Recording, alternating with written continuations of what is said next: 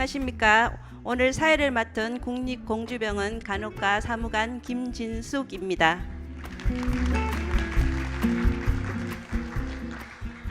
24절기 중 10번째인 태양은 높고 오늘 낮이 가장 긴 하진날에 여러분을 만나 뵙게 되어 정말 감사드립니다. 시작에 앞서 몇 가지 안내사항을 말씀드리겠습니다. 가지고 계신 핸드폰은 진동이나 모음으로 전환해 주시기 바랍니다.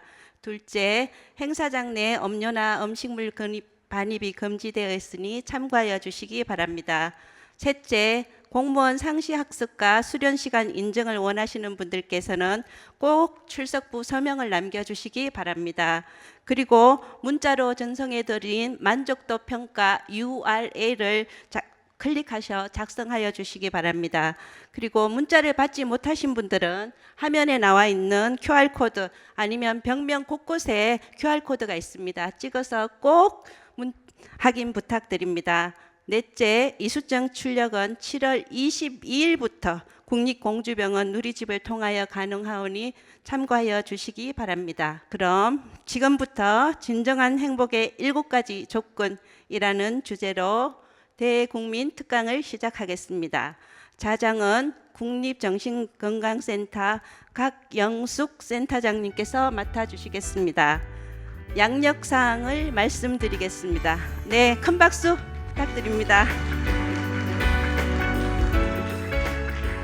현 국립정신건강센터장으로 재직 중이시며 전 아동권익보호학회 회장, 대한소아청소년 정신의학회 이사장, 제주대학교 의과대학 6대 학장 겸 의학전문대학원장을 역임하셨습니다.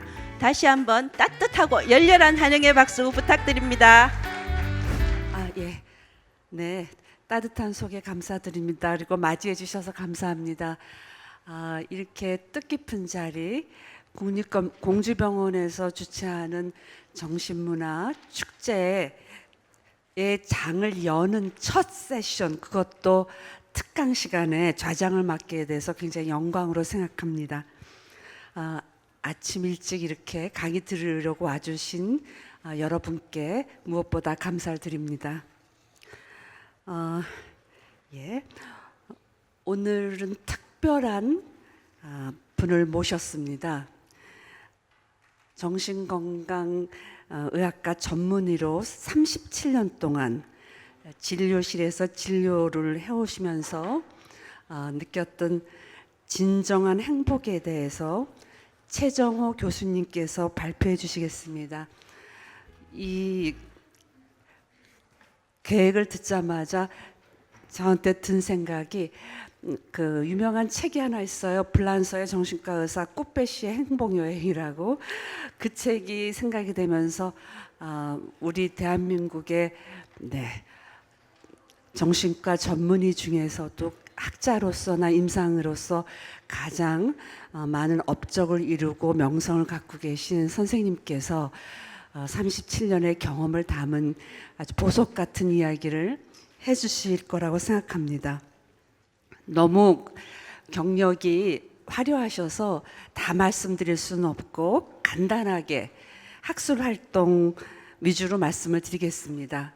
최정호 선생님은 현재 가톨릭대학교 서울성모병원 정신건강의학과 교수로 재직 중이시면서요. 그동안 대한불안의학회 이사장, 대한명상의학회 회장, 한국트라우마 스트레스학회 회장, 대한정서인지행동의학회 이사장, 한국인지행동치료학회 회장으로 여러 학회를 이끌어 오셨습니다. 그뿐 아니라 이외에도 집필 활동이라든가 방송 활동을 굉장히 적극적으로 하시면서 진료실을 넘어서서 국민 전체의 정신건강 증진을 위해 그동안 많이 애써 오셨습니다. 오늘 그 모든 경험을 집대성해서 여러분께 전달해 주실 것으로 기대됩니다. 예, 선생님 모시겠습니다.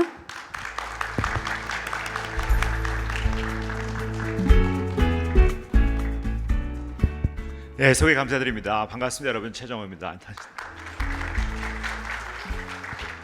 너무 이렇게 이렇게 과하게 칭찬해 주셔서 송구해서 어쩔 줄 모르겠습니다. 네. 슬라이드 주실까요? 네.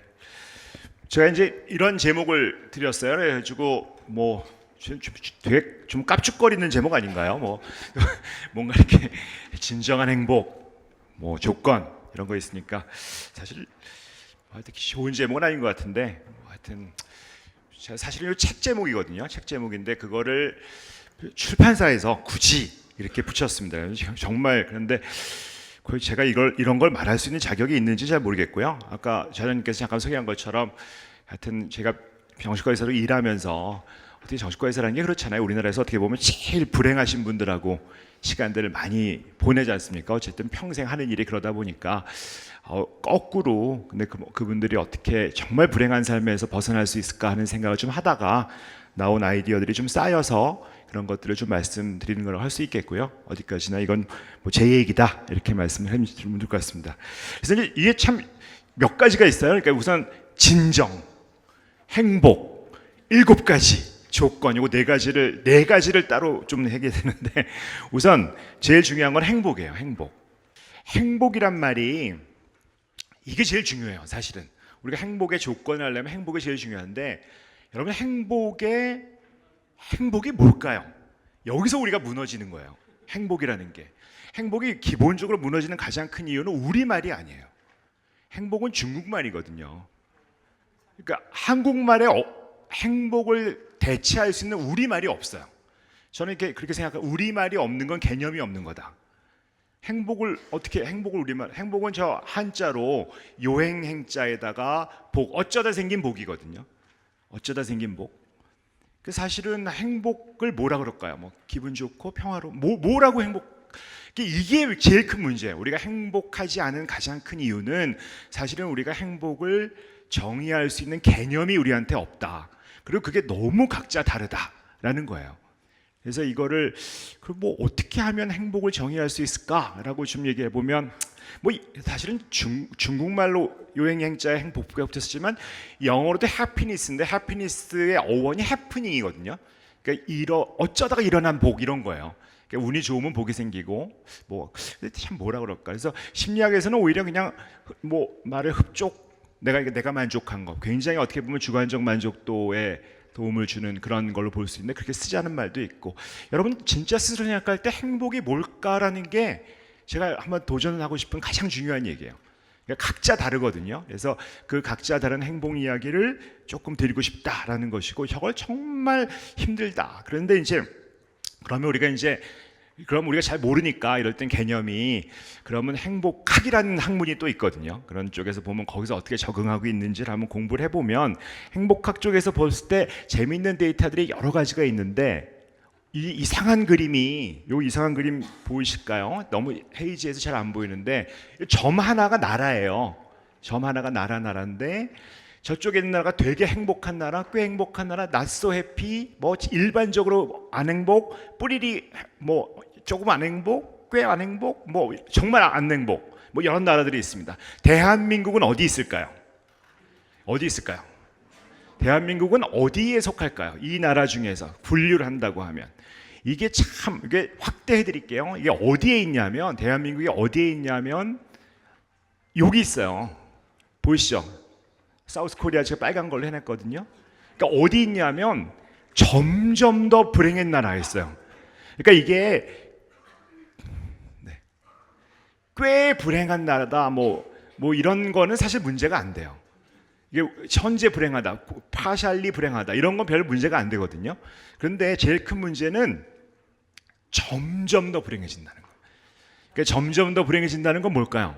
인크리징이라고 하는 건 내비두면 지금보다 더 불행해지는 거죠. 이게 제일 큰 문제거든요. 사실은 뭐 우리가 자살률이 높아요 이런 건 문제가 아닌데 자살률이 점점 늘고 있어요가 문제잖아요. 불행한 건 사실 문제가 아니에요. 불행할 수도 있고 뒤집어질 수 있잖아요. 그런데 점점 더 불행해진다. 이게 엄청 문제거든요. 뭐 이게 정말 끔찍한 데이터라고 볼 수 있어서 increasingly unhappy는 그리하여 우리 뭐 OECD 중 자살률 몇 프로다 이런 것은 뭐 우리가 잘 알고 있는 얘기고, 그러니까 결국은 점점 더 불행해지면서 사실 굉장히 많이 여기서 못 살겠다 이러시는 분들이 많은 거고, 실제로 어떻게 보면 우리가 많이 접하는, 병원에서 접하는 많은 분들은 저 살기가 너무 어려우신 분들이 많은 거죠. 그래서 사실은 저는 행복이라고 하는 걸 대전제로 봤을 때 일단 우리말을 만들어야 된다라는 거예요. 우리말을 만들려면 행복을 우리말로 만들기 위해서 가장 좋은 말이 뭘까요?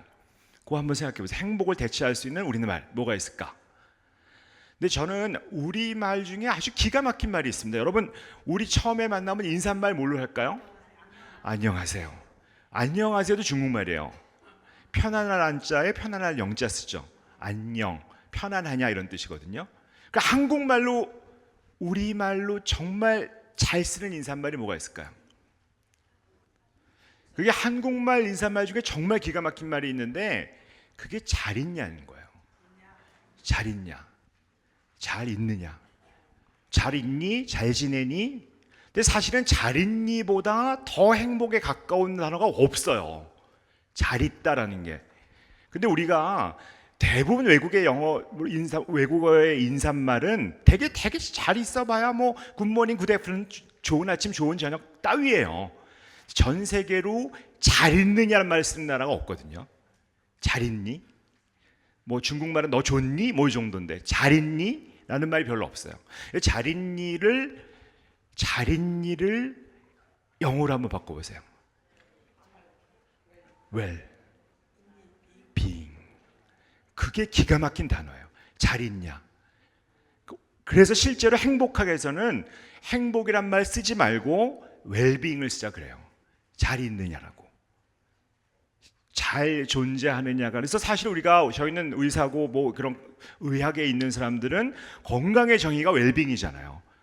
신체적, 정신적, 사회적 웰빙을 건강하다고 그러잖아요. 건강하다는 건 정말 잘 있는 거예요. 잘 있어야 건강한 거거든요. 근데 행복도 사실은 잘 있는 개념이 되게 중요해요.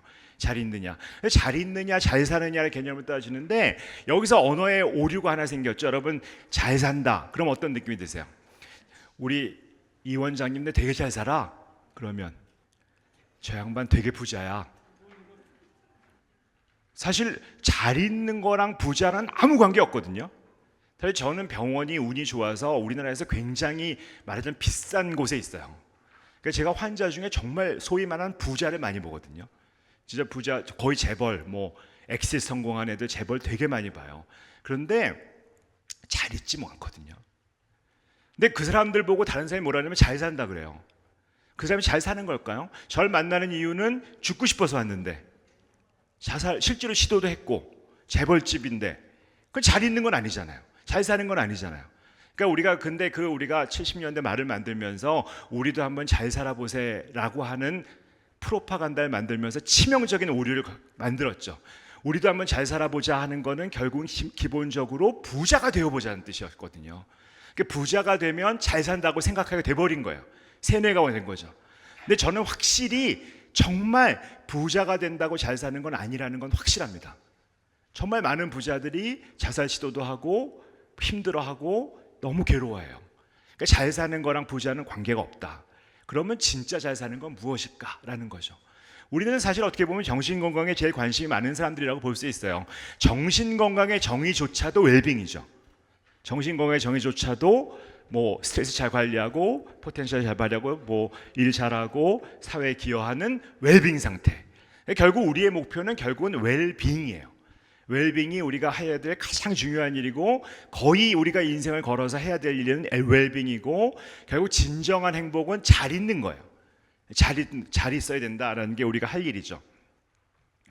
그런데 그 웰빙을 위해서 우리가 굉장히 달려가야 되는데 사실은 웰빙을 하려면 뭘 해야 될까요? 그러니까 오늘 주제는 이제 웰빙까지는 왔어요. 행복은 것이다. 그건 우리가 너무 개념이 그렇고 웰빙을 해야 된다. 웰빙을 하려면 우리가 뭘 해야 될까요? 웰빙을 하기 위해서 제일 먼저 해야 되는 거는 사실은 웰빙을 하려면 이 웰빙이라고 하는 것들의 구조를 좀 알아야죠. 웰빙이라는 게 어떻게 돼 있고 뭐 이건 제가 이따 설명을 드릴 겁니다.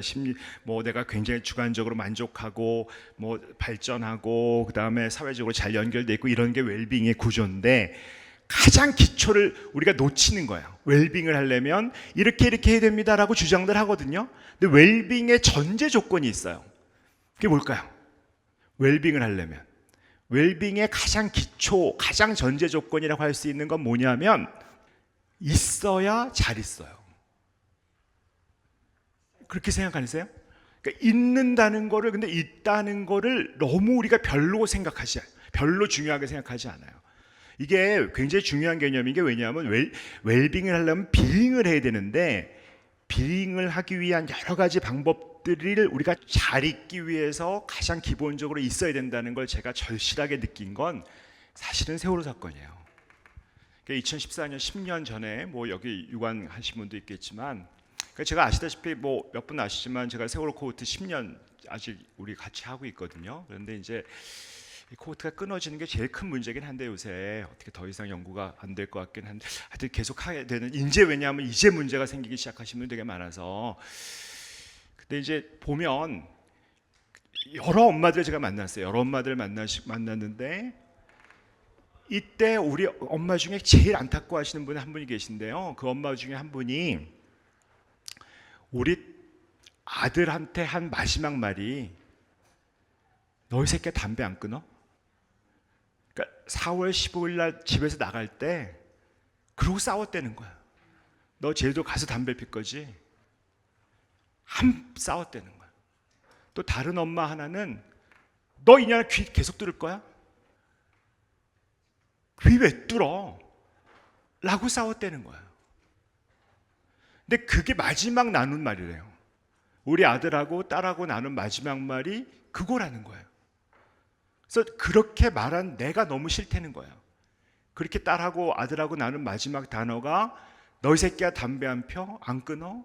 너 귀 어떻게 할 거야? 라는 게 내가 너무 그게 내가 너무 싫다는 거예요. 그게 10년이 지났는데 그러고 지내시는 거예요. 그러면 사실은 솔직히 우리가, 우리 애가 있으면 되잖아. 있으면 되는데 우리는 그 아이가 귀를 뚫었냐, 담배를 폈냐, 공부를 잘하냐 못하냐, 게임을 하냐 가지고 너무 인생을 걸고 싸우는 거예요. 진짜 진심을 가지고 싸워요. 진심을 가지고 열의를 내서 싸우고 다투고 힘들어한다고요. 사실 우리가 봤을 때, 그러면 우리가 뭐에는 관심이 별로 없는 걸까요? 비잉 자체에 별 관심을 안 두고 마치 영원히 우리가 비잉할 것처럼 그렇게 얘기를 하는 거예요. 사실 우리가 중요한 거는, 이 비잉은 너무 우리가 시각을 안 둬요. 우리가 두는 건 뭐에 붙을까요? 제일 눈에 잘 띄는 거죠. 뭘 가지고 있나? 아, 쟤는 좋은 차 타, 좋은 집 가지고 있어. 그거 너무 우리가 뭘 갖고 있나 관심을 두고, 그러기 위해서는 우리가 개같이 열심히 일해야 돼. 공부도 열심히 하고 열심히 뛰어다니고 이거 업적도 내고 많은 일을 해야 돼. 그래야 너 가질 수 있어. 그래서 열심히 일하는 건 잘 안 보일 수도 있거든요. 반은 보이고 반은 안 보이니까. 그래서 눈에 보이는 뭘 가지고 있느냐, 뭘 열심히 하고 있느냐에 대한 관심을 가지고, 정말 네가 어떤 존재니, 어떻게 살고 있어, 너는 누구야? 라는 쪽에 별 관심을 안 둬요. 그래서 우리가 기본적으로 이 행복이라고 하는 전제 조건에 들어가기 위해서는 있는 걸 배워야 돼요. 있고 그 다음에 잘 있는 거잖아요. 근데 있는 쪽에 우리 마음을 좀 둬야 됩니다. 근데 이게 잘 안 되니까 어려워져요. 이게 안 되니까 힘들어져요. 너무 어렵고 어렵습니다. 그래서 저희가 이제 제가 했던 거를 뭐 구라라고 하면 안 되니까, 그래도 나름대로 저희 병원에서 꽤 오랜 시간 동안, 저는 이제 있는 쪽에 관심이 좀 있어서, 우리 병원에는 늘 오면 뭐 우울 제고, 불안 제고, 뭐 스트레스 제고 이러잖아요. 근데 저희 병원은 꽤 일찍 전부터 그래도 저한테 오는 제 초진 모든 환자한테는 이 사람이 있는 거, 소위 잘 지낼 수 있는 것들에 대한 요소들을 평가를 하기 시작했어요. 그래도 한 15년, 20년 가까이 평가를 해서, 아마 정신 장애를 가지신 분들에 대한 소위 파지티브한 긍정 요인을 가진 거는 세계에서 제일 큰 DB일 거예요. 그래도 한 10,000명 이상의 데이터가 있으니까 꽤 굉장히 큰 데이터인데, 그 데이터를 잠깐만 보겠습니다. 그거 가지고 저희가 연구를 해보니까, 우리 환자분들, 그러니까 파란색 우리 환자분들이에요. 보면 우리 환자분들이 소위 얘기한 긍정 자원, 잘 있다는 요소가 다 낮아요. 그러니까 보면 뭐 희망이라든지 뭐 삶의 목적, 감사가 다 낮아요. 다. 뭐 어떻게 보면 그럴 수 있죠. 지금은 정신적 고통이 있는 상태니까 되게 힘든 상태에서 그럴 수 있죠. 뭐 하여튼 좋다고 하는 것들 모든 것들이 다 나빠요. 뭐 하나 이렇게 딱 높은 거 있죠. 뭐 유머, 영성, 옵티미즘 이게 다 낮아요. 다 낮고 하나 딱 높은 건 네거티브 이모션. 하나만 높고 나머지 다 낮아요.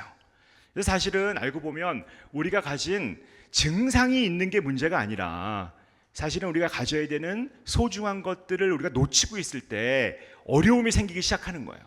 우리가 가졌을 때 그런 걸 놓치기 시작하고, 그리고 실제로 보면 어차피 우리는 환자분이 있잖아요. 병원에 왔던 환자분들이니까 이 환자분들을 대상으로 저희가 그러면 그들 중에 뭐 치료는 제가 하니까 똑같은 치료를 받았을 때 어떤 분들은 빨리 좋아져서 빨리 날 거고 어떤 분들은 별로 잘 안 낫잖아요. 그래서 그걸 또 비교해 봤어요. 어떤 분들이 과연 저 잘 날 것인가. 똑같은 치료를 하는 거예요. 뭐 새로운 치료를 하는 게 아니라 똑같은 치료를 하는데 어떤 분이 더 잘 낫냐 하면 똑같은 병을 가지고 똑같은 의사한테 치료받아도 삶의 목적이 있는 사람이 더 잘 회복해요. 어떻게 보면 당연한 이슈겠죠. 내가 봤을 때 감사가 높은 사람이 병이 잘 나아요.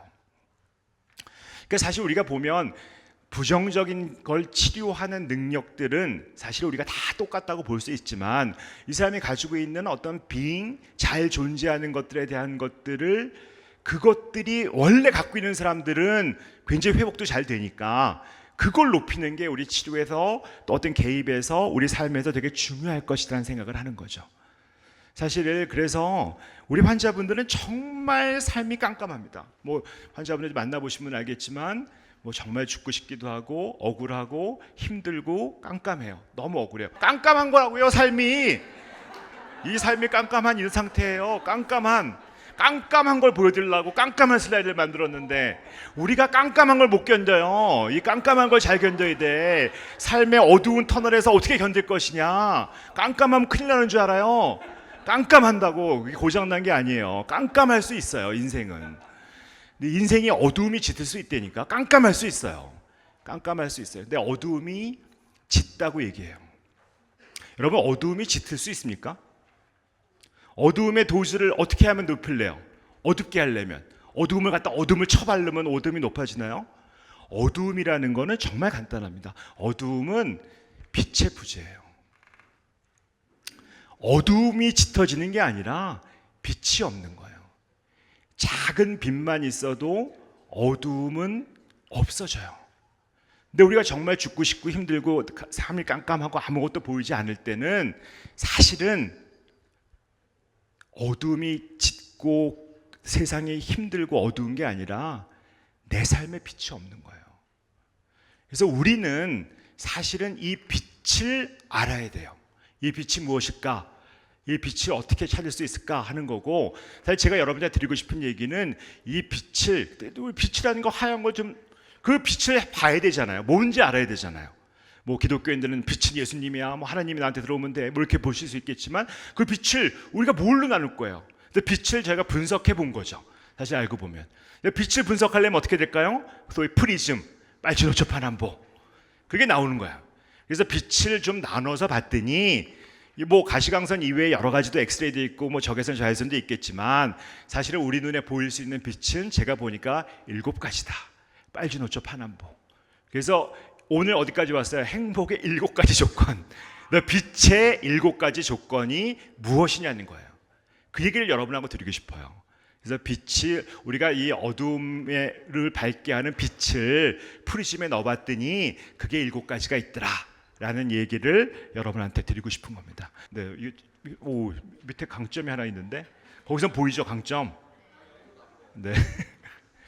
자, 어쨌든 여기 5가지고 2가지예요. 그럼 이게 빛의 7가지인데 4가지밖에 안 나왔으니까 이걸 뭐 수변연지, 용화결해 이렇게 읽으시면 안 되고 수용변화, 연결, 지혜고 강점이 하나 있고 몸령 이렇게 7가지거든요. 뭐 넘어가겠습니다. 그러면 뭐 자르셨으니까 네. 만들어 보자. 그래서 이제 그게 꽤 됐습니다. 한 10여 년쯤 된 것 같아요. 그래서 그러니까 저희가 7가지가 있잖아요. 7가지를 가지고 치료 기법으로 만들자. 그래서 7가지를 환자분한테 할 수 있는 7가지를 치료로 만들어보자라고 해서 원래 이름을 처음에 이렇게 지었습니다. 그래서 모듈을 만드는데 순서를 시퀀스를 가지고 진단과 상관없이 그 다음에 뭐 굉장히 절충적으로 실제적으로 치료할 수 있는 치료법을 만들지 않아서 스텝이라고 이름을 지었어요.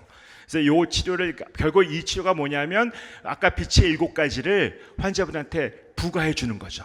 그런 치료를 가지고 7가지를 시작을 했어요. 그래서 이게 제가 처음으로 대회 워크숍한 게 2016년이거든요. 8월 달에 우리 치료하기 어려운 환자분들, 제가 주출 트라우마 많이 보니까 그분들한테 스텝 치료를 하자라고 해가지고 이제 시작한 게 2010년 8년쯤 됐습니다. 그래서 뭐 대외적으로 워크숍하고 뭐 받으신 분도 있고, 그래서 논문도 하나 썼어요. 이걸 가지고 뭐 정리를 좀 했습니다. 아, 이렇게 하는 겁니다. 이렇게 해서 이거는 환자의 병하고는 상관없어요. 사실은 어떤 병이든지 뭐 병 진단하는 거나 상관없어요. 아무 병이나, 사실은 아무 인간이나 사실 병이 없어도 돼. 심지어 누구든지 우리 빛의 7개를 넣어야 되니까 빛의 7개를 시퀀스, 그 순서를 가지고 진단과 상관없이 절충적으로 우리가 할 수 있는, 실제적으로 할 수 있는 걸 해보자 라는 거죠. 실제적인 게 되게 중요해요. 왜냐하면 병원 시간은 없잖아요. 그러니까 15분에 할 수 있는 거, 5분에 할 수 있는 거, 요걸 해보자 해서 스텝이라고 이름을 지었습니다. 근데 하고 이제 하면서 발전이 됐어요. 조금씩 발전이 됐는데, 하다 보니까 사실은 요거에 조금 부족한 게 몇 가지가 그러다가 이제 이름을 개명을 했습니다. 개명. 그래서 현재 개명한 상태가 스펙트럼이에요.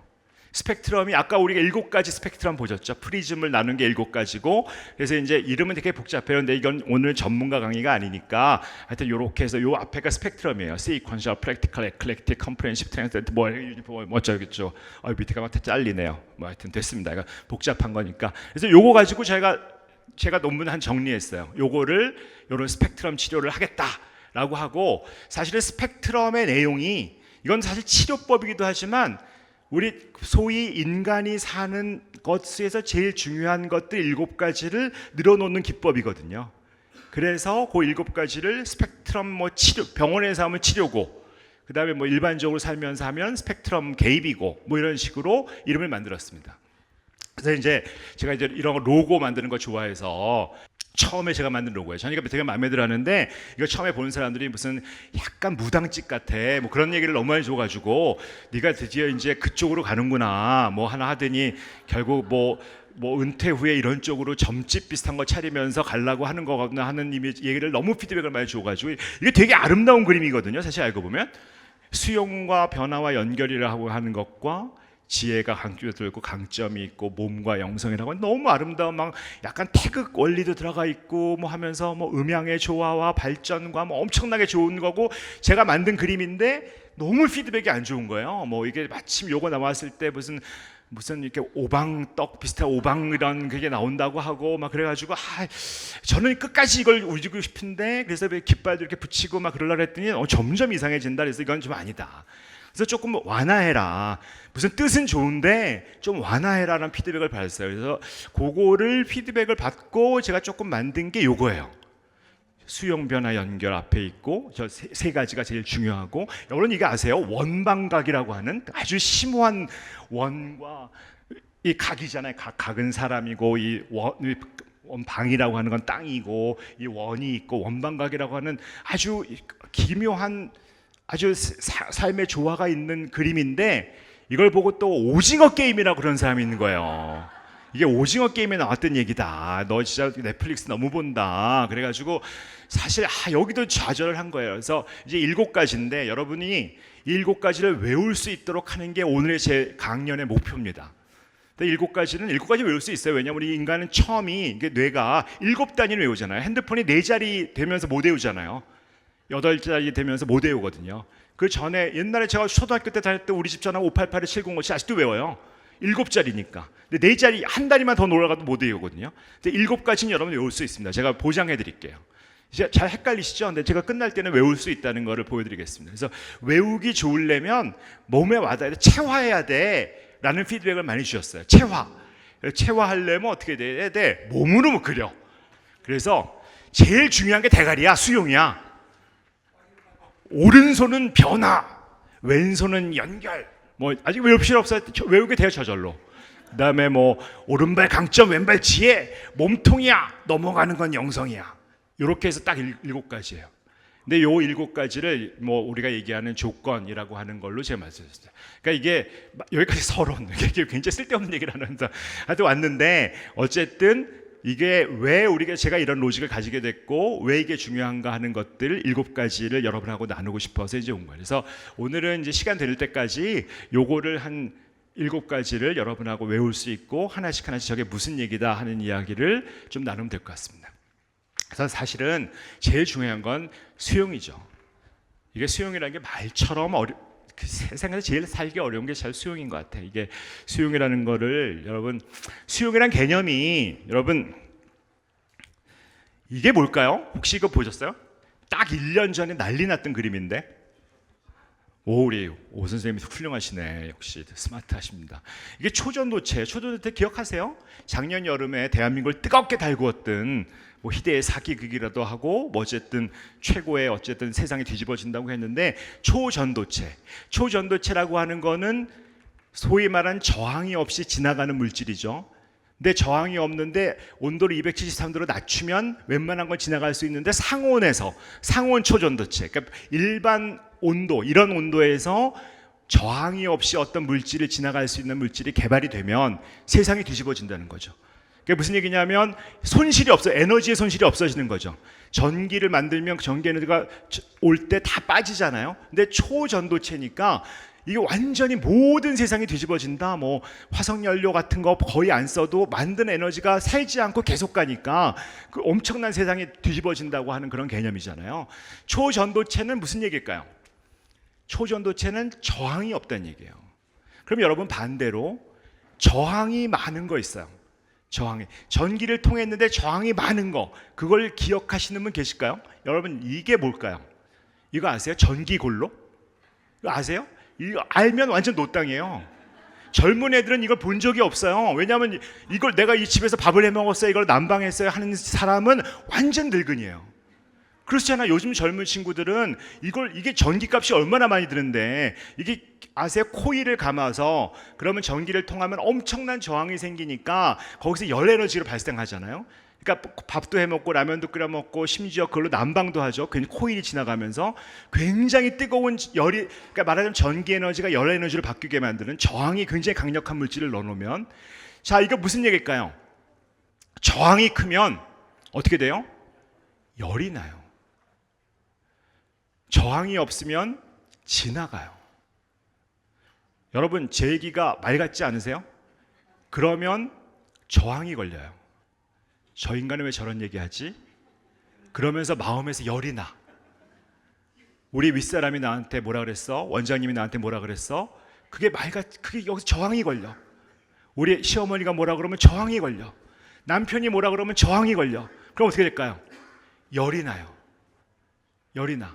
근데 이게 만약에 저항이 없으면 지나가요. 근데 원래 인간은 태어날 때는 별로 저항이 없어요.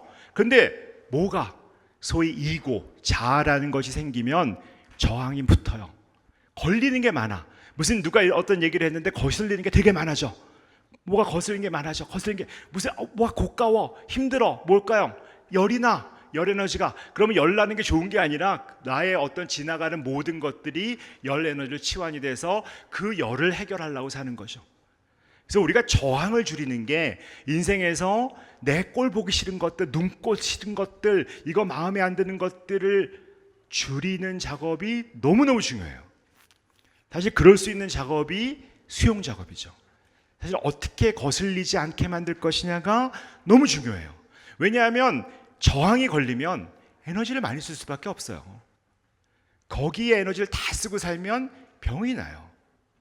우리가 보면 사실은 어떻게 저항을 줄이느냐가 제일 중요하죠. 그래서 저항을 줄이는 여러 가지 방법들 중에 많이 쓰시는 분들이 받아들여라 이렇게 하거든요.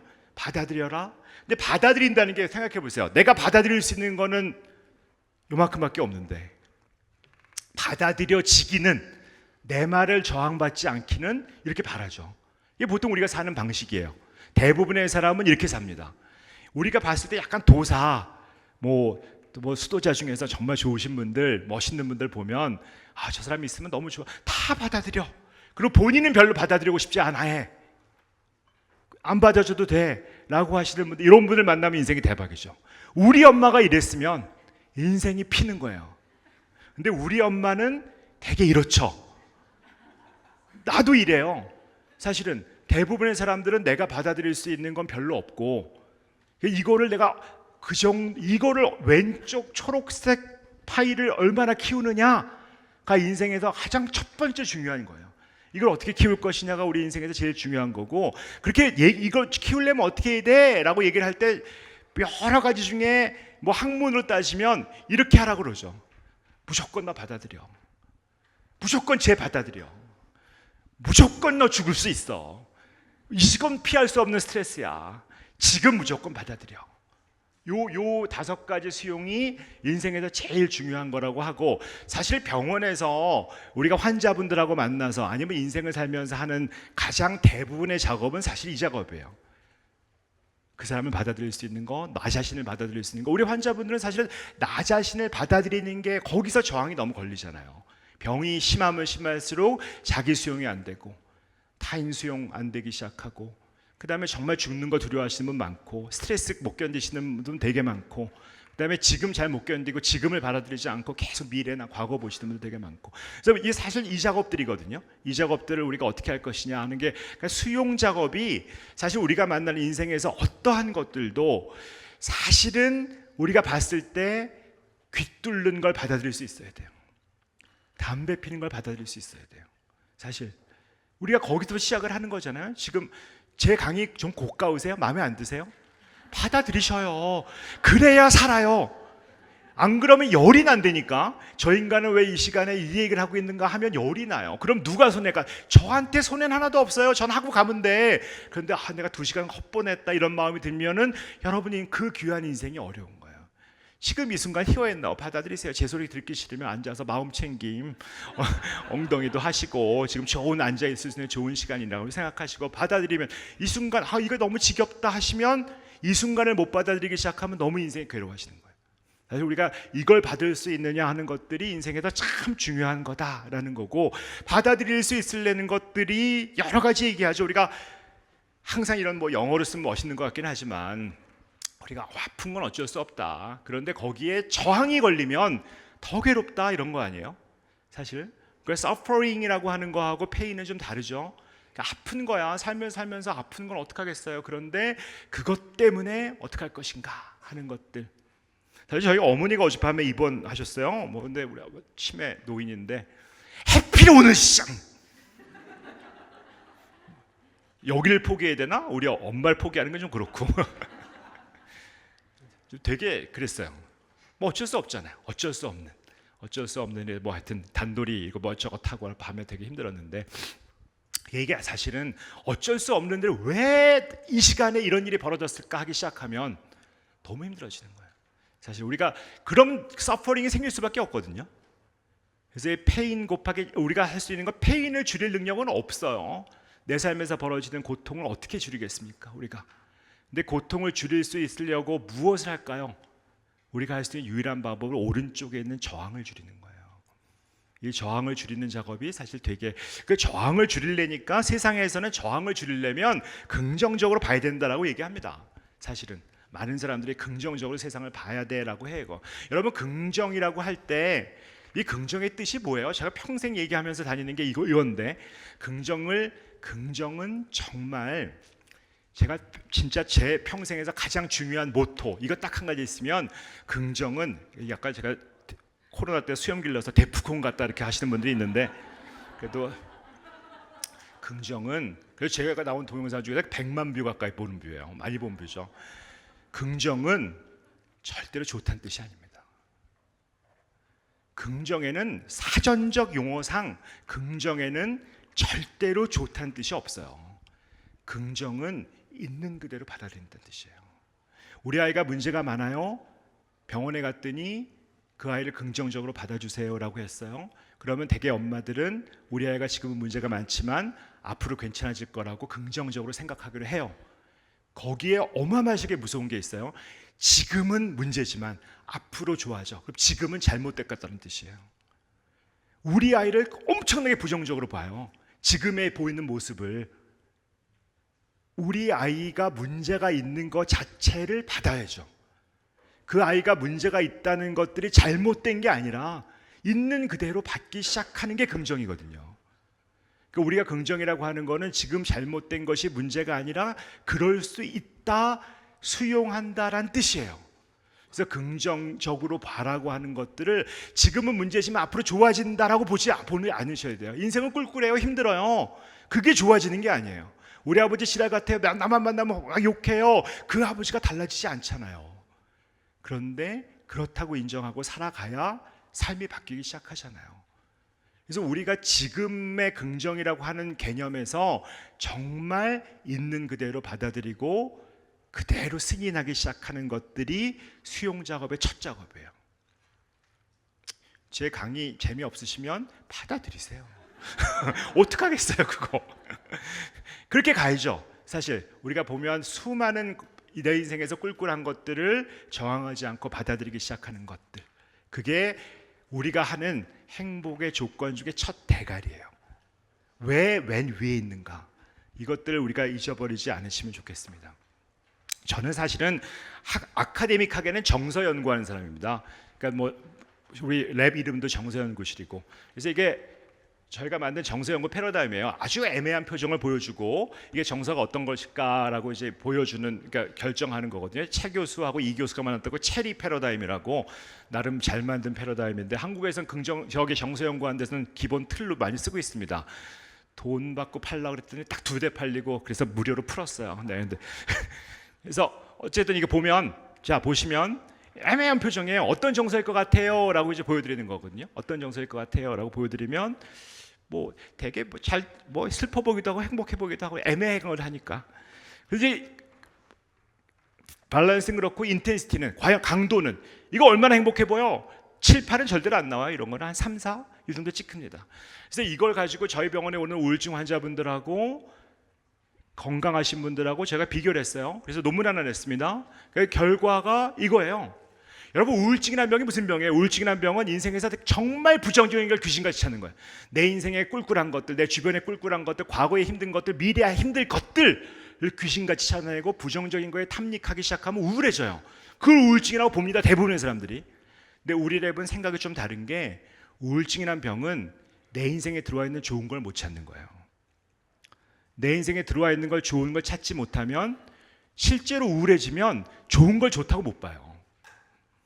그래서 우리는 작업이 사실은 부정적인 걸 잘 찾는 걸 해결하는 치료가 있지만 긍정적인 걸 못 찾는 거를 찾아줘야 돼요. 우리 인생에서 제일 중요한 거는 사실은 부정적인 거를 덜 찾게 하는 게 아니라 긍정적인 걸 잘 찾아내는 능력을 키워야 돼요. 그래서 내가 그걸 받아들이고 그럴 수 있다고 하는 것들이 우리 작업 중에서 굉장히 중요한 작업입니다. 그래서 이거 뭐 최종호 TV라는 유튜버가 있습니다. 거의 아무도 안 보지만 거기에 이렇게 쉽게 할 수 있는 이 긍정적인 걸 찾을 수 있는 그대로 두기, 약간 명상 같은 거예요. 제 목소리 좋아하시고 하시는 분들은 밤에 듣기로 들으면 잠이 안 온다 이러시는 분도 계는데 있습니다. 한번 있는 그대로, 정말 있는 그대로 그대로 놔두시고 받아들이고 하는 그런 훈련들, 그래서 있는 그대로 건드리지 않고 보는 것들을 한번 하는 것들이 우리한테 제일 중요하다. 그래서 오늘 시간을 제가 7가지 중에서 7가지 써야 되잖아요. 7가지 쓰는데 7가지 7분 하면 딱 50분에 77이 49, 1분 잡소리, 그럼 77이 49거든. 근데 이거를 시간을 많이 쓸 수가 없기 때문에 한 요 안에 우리가 이제 몇 가지를 좀 나눠야 되기 때문에 사실은 한 7분, 8분 안에 이제 우리가 이제 나눠야 되는 것을 제가 시간을 많이 쓴 게 요 수용이에요. 첫 번째. 여러분 이거는 외웠잖아요. 7가지 조건 중에 첫 번째 대가리가 뭐냐? 수용. 여러분 7분의 1을 외우신 거예요. 대단하지 않아요? 근데 이렇게 가면 다 외울 수 있다니까요. 외우기만 하면 저는 오늘 목표는 끝난다. 자, 그래서 첫 번째 수용은 외우셨고요. 두 번째가 변화예요. 사실 변화. 사실은 수용만 하고 살 수는 없죠. 내가 받아들이고 꿀꿀한 삶 속에서 어떻게 변화할 것인가. 사실 세상에 나와 있는 모든 정신치료는 변화, 수용을 기반으로 해서 변화를 가져가는 치료예요. 수용 기반 변화 치료, 수용을 잘해야 변화를 할 수 있다라는 것이고, 사실 우리가 할 줄 아는 모든 개입, 우리가 받는 모든 교육도 사실은 변화 교육이죠. 내가 이전보다 달라지기 위한 교육, 무엇을 잘할 수 있게 되는, 변화할 수 있게 만드는 것들이죠. 사실 우리가 하는 거의 많은 것들이, 사실 제가 오른손에 놓은 게 사실 우리가 제일 잘 쓰는 게 변화예요. 오른손으로 넣고 변화하려고 그러고 거의 모든 걸 가르치고 배우는데, 이 변화 개념 중에서 굉장히 틀린 게 있어서 그것만 우리가 잘 익히면 사실은 변화는 우리가 다른데 워낙 자원들이 많으니까 할 수 있는데, 가장 기초적인 게 잘못돼 있어 우리가 놓치는 게 되게 많거든요. 그래서 그 개념을 어떻게 변화할 것인가 하는 걸 가지고 나누고 싶습니다. 저는 제일 싫어하는 인사말이 여전합니다요. 여전합니다. 교수님 안녕히 어떻게 지내세요? 그러면 여전합니다 그러시면 되게 많거든요. 여전하다는 건 무슨 뜻인 것 같으세요? 여전하다, 전과 같다잖아요. 그거의 디폴트 값은 뭘까요? 시간이 가면 나는 점점 나빠질 건데, 나이가 드니까 나빠질 건데, 나빠지지 않고 전하고 같으니까 나는 대단한 거야. 약간 이런 개념이에요. 여전하다, 나는 별로 나빠지지 않았어, 옛날이랑 비슷해, 여전하다라고 하는 거는 대전제가 난 나빠진다예요. 여러분, 과연 내가 나빠지죠. 옛날에 비해서 체력도 나빠지고 뭐 머리도 총명하지 않아지고 나빠지죠. 근데 과연 인간이 가진 모든 것들이 과연 나빠질까요? 나빠지지 않을 수 있는 게 있어요. 나빠지지 않을 수 있는 것들을 우리가 어떻게 할 것이냐는 거예요. 그 나빠지지 않는 걸 가지고 잘 쓰시는 분들을 우리가 뭐라 그래요? 생활의 달인이라고 그러죠. 생활의 달인이라고 하는 분들을 가만히 보면 어떤 거 하나를 너무 잘하는 거예요. 떡볶이를 할 때 그 국물 맞추는 걸 너무 잘해. 이걸 써는 게 너무 기가 막힌 거예요. 너무 잘해. 점점점 잘해지죠. 타이어 던지는 게 너무 늘어나고, 우리 스시 딱 하면 딱, 여러분 스시 딱 할 때 거기 밥알이 몇 개게요? 밥알 몇 개요? 거기 나왔는데 옛날에 보면 탁 했을 때 밥으로 먹을 건 280개, 안주를 먹을 건 260개여야 돼. 딱 이런 거. 그거 하나에 30g이에요. 그래서 스시는 몇 조각이어야 돼요? 8조각이 넘으면 안 돼요. 우리나라 10개죠 기본이. 일본이 원래 8개예요. 38, 24, 240g 밥 한 공기. 밥 한 공기가 스시 8개로 쫙 나눈 거예요. 그거를 착 잡아서 밥 한 공기 가지고 8개로 착착착 나눌 수 있는. 우리는 그렇게 안 하죠. 양으로 승부를 해야 되니까 무조건 많이 먹어야지. 스시 무한 리필 그것도 해야 되니까. 근데 중요한 거는 제가 말씀드린 건 뭐냐면, 스시 하나를 만들 때도 사실 장인처럼 만들어 나가는 게 달인이죠. 이 달인들이 잘하는 걸 뭘까요? 어떻게 해서 잘할 수 있을까요? 달인들이 잘하는 방법들은 사실은 간단해요. 거기에 시간을 들여서 모든 것들을 몰입할 수 있는 능력이죠. 저는 사실 정신과에서요, 여러분 아시다시피 정신과에서 뭐 합니까? 대개 환자 보고 면담하고 강의하고 먹고 살아요. 우리 앞방 외과 선생님, 요즘 의정 사태 아시죠? 저희 어머니 수술 밤에 하는데 외과 선생님 하나 나와서 받더라고요. 그래도 인테이크하고 사인 받아요. 옛날에 전공이겠지. 설명하고 쥐가 해야지 뭐.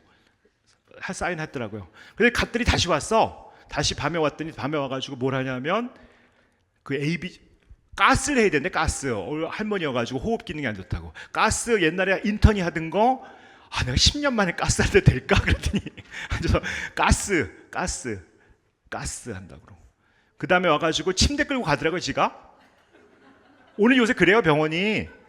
그리고 이제 오퍼레이터, 우리 수술 기록 나오잖아요. 수술 기록 나오니까 오퍼레이터 1번 수술자 누구, 그다음 어시스턴트 1, 2, 3, 4 뜨거든요. 4까지 뜨는데 보니까 오퍼레이터가 걔 이름이야.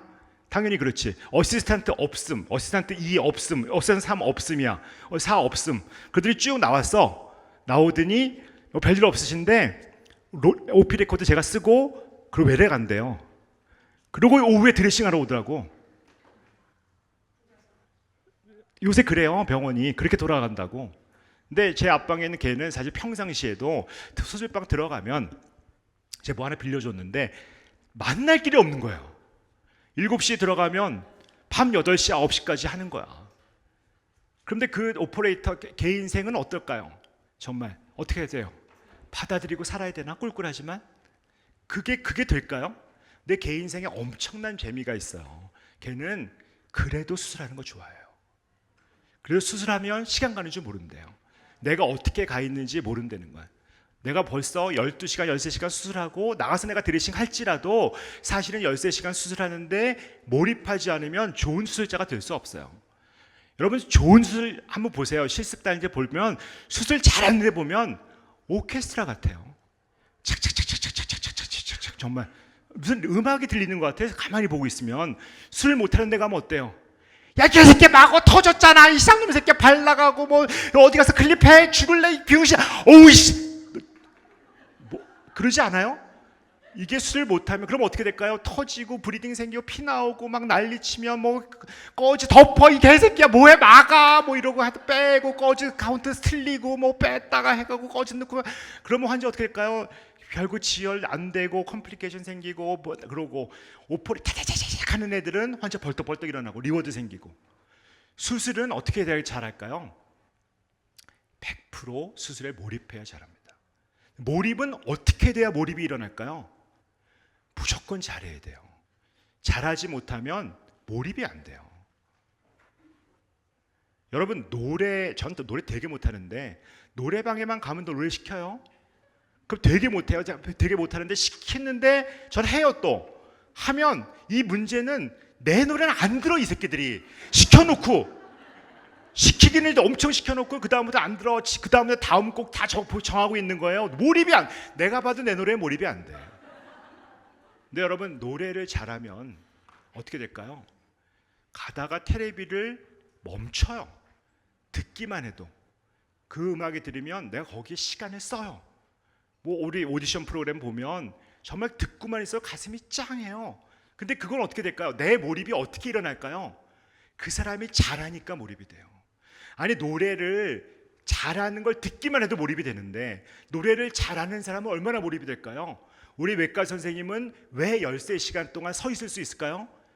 잘하기 때문이에요. 여러분 잘하는 일은 정말 몰입해서 할 수 있어요. 내 인생에 많은 것들이 몰입이 되면 사실은 그걸 뭐라 그래요? 생활의 달인이라고 그래요. 여러분 삶에서 몰입이 되는 일이 뭐가 있을까요? 있으세요? 고스톱, 게임 어떤 게 있을까요? 근데 제가 중요하게 생각하는 거는 내 인생에서 몰입이 될 만한 여전하지 않은 일이 있느냐 없느냐가 행복을 결정해요. 몰입이 되려면 시간과 자원을 투자해야 되거든요. 내가 거기가 재밌고 시간 쓸 줄 알아야 돼요. 낚시도 좋고 테니스 좋고 설거지도 좋고 청소도 좋아요. 몰입이 되는 거 작년보다 잘하는 건 있으셔야 돼요. 그게 없으면 인생에서 엄청난 변화가 빠진 거예요. 내가 작년하고 똑같거든요. 아니면 여전한 게 최고라고 생각하거든요. 그러지 않아요. 여러분 작년보다 뭘 하나 잘해야 돼요. 배드민턴을 쳐도 잘 칠 수 있어야 되고 테니스를 쳐도 잘 칠 수 있어야 되고 붓글씨 써도 잘해야 돼요.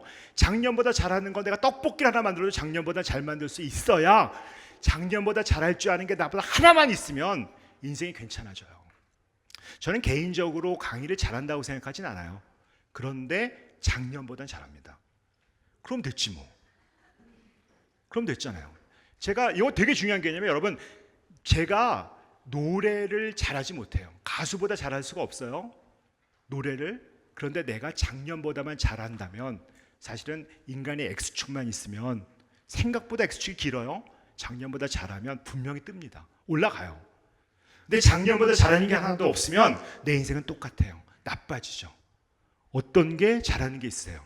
어떤 게 여러분 내가 시간을 써서 몰입할 수 있는 변화가 뭐가 있느냐는 거예요.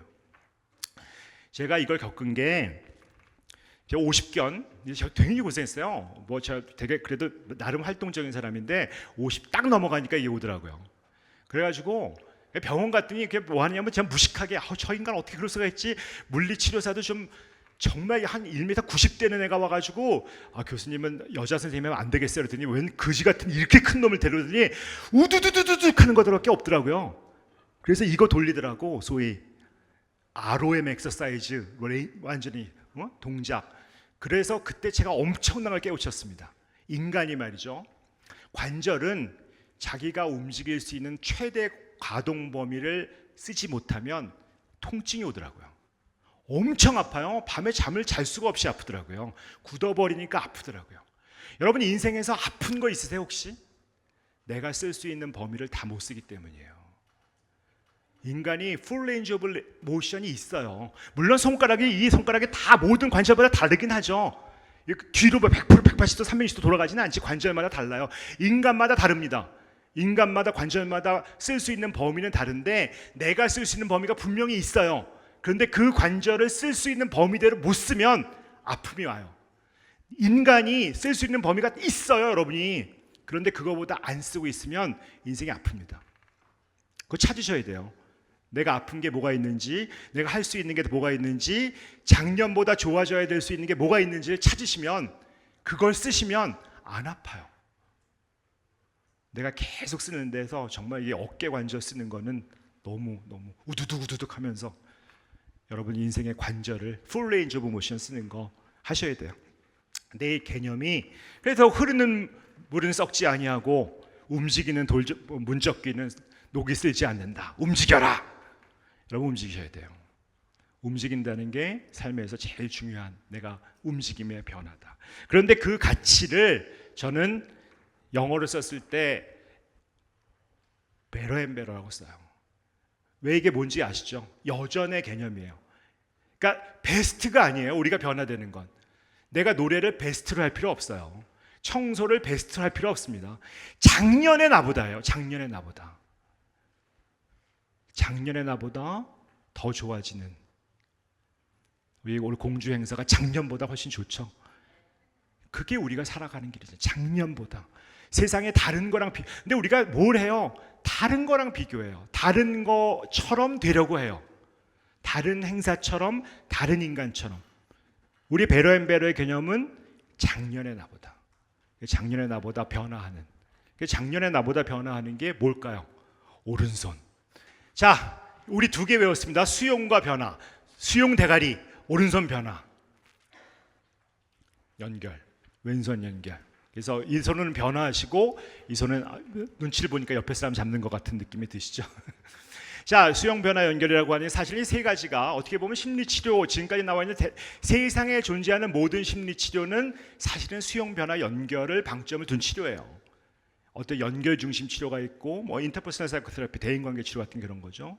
뭐 변화하는 게 커그니티브 인지행동 치료, 수용 치료가 액트 이런 거 대부분이죠. 사실 우리가 유행하고 있는 모든 치료는 요 ABC, 요 세 가지 관계예요. 근데 그건 뭐 전문적인 얘기니까 그건 뭐 굳이 중요하지 않고, 그런데 어쨌든 이 세 가지가 심리적으로 되게 중요한 얘기다라는 얘기를 좀 드리고 싶습니다. 그래서 연결이라고 하는 거는 제가 긍정학교라고 하는 조그만 학교를 하거든요. 우리 긍정성 높이는 학교를 하는데 그 학교에서 우리나라에 있는 어떤 이게 미시간 대학에 이제 돌아가셨지만 피터슨이라고 하는 크리스토퍼 피터슨이라고 하는 긍정심리학 대가가 자기 미시간 대학에서 했던 프로젝트예요. What matters? 네 인생에서 네 제일 소중한 게 뭐냐? 네 삶을 움직이게 만든, 너 가슴이 뛰게 만드는 게 뭐야? 네 인생에서 너무 소중한 게 뭐야라는 그 가치 엽서 프로젝트라는 걸 했거든요. 미시간 대학에서 했을 때 저희가 같이 했었어요. 저희가 와가지고 한국에서 그럼 저걸 그대로 따져와서 넌 이렇게 만들었죠. 내 삶을 가치 있게 하는 것은. 그래서 여기다 쓰는 거예요. 저 네모난 한 칸에. 제가 뭐라고 쓰고 싶으세요? 돈 이렇게 보통 써야죠. 솔직히 쓰려면. 그러니까 뭐 맛있는 거 뭐 이거 설명 쓰고. 근데 그렇게는 잘 안 써요. 또 쪽팔리니까 사람들이 다 겉다르고 속다르니까. 근데 이제 거기다 뭘 쓸까요? 뭐 신앙에는 예수님 이렇게 쓸 수도 있고, 뭐 다른 거 뭐 쓸까요? 그래서 이거를 저희가 한국하고 미시간 대학하고 되게 특이해요. 굉장히 달라요. 미시간 대학은 정말 나의 성공, 나의 성취, 내가 앞으로 발전하는 거 이런 쪽이 되게 많거든요. 근데 한국 사람들은 아주 특이하게 엄청나게 관계적 가치를 많이 중요시해요. 저기다 썼을 때 아들, 자녀, 가족, 부인, 남편은 별로 없더라. 이상하게. 그래서 하여튼 좀 어쨌든 그렇게 많이 쓰더라고요. 굉장히 많은 것들을 그렇게 써요. 그러니까 소위 관계랑 관련된, 우리나라가 정말 특이해. 아니 우리나라가 우리나라잖아요. 영어로 마이 컨트리거든요. 이게 굉장히 특이한 언어예요. 우리 집이란 말이 특이해요. 마이 홈이거든요. 근데 마이라고 하는 개념하고 우리라고 하는 개념이 되게 틀리거든요. 우리나라는 정말 굉장히 집단주의적 문화가 쪄져 있고, 근데 우리는 우리가 되게 소중하거든요. 근데 우리가 소중한데 우리는 우리가 무너졌죠. 엄청나게 우리가 무너졌죠. 그러니까 힘들죠. 그래서 이게 우리 의학에서 제일 유명한 그 로제토 효과라는 거, 이거 의외로 이게 의학에서는 되게 유명한 얘기인데 모르시는 분이 많이 있어서 좀 한번 간단 소개드리면, 로제토 모순이라고도 하고 로제토 효과라고 들어보셨을까요? 로제토 효과를 아시는 분은 또 의학계에서는 꽤 알려진 건데, 로제토라는 건 사실은 마을 이름이에요. 펜실베니아에 있는 조그만 마을. 근데 이 마을에 갔더니 이 마을이 옆에 있던 벵고라고 하는 조그만 마을하고 연구로 유명한 거죠. 아주 비슷한 곳에 있는 펜실베니아에 있는 로제토, 벵고 같은 규모의 마을인데, 로제토에는 사실은 저런 게 없어요.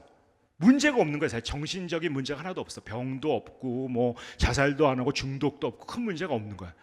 일반 인구에 비해서 너무 특이한 거예요. 바로 옆에 마을 벤고마을은 미국 평균하고 똑같아요. 펜실베니아 보통 저런 게 있거든요. 무슨 MEC족이 모여 산다든지 종교적 전통이 있으면은 저런 게 없다는데 거기가 그냥 일반 마을인데 저렇게 된 거예요. 그래서 저거 되게 신기하다. 왜 그렇지? 라고 고민한 거예요. 그래서 그 사람들이 아마 그래서 종교를 지키기 때문에 뭔가 술을 안 먹겠지, 담배를 덜 피겠지 그런 거예요. 그래서 알아봤더니 사실 까봤더니 엄청 처먹는 거예요, 인간들이. 무지하게 먹고 담배도 엄청 피는데 하여튼 몸에 안 좋다는 건 다 해. 그런데 문제가 별로 없어요.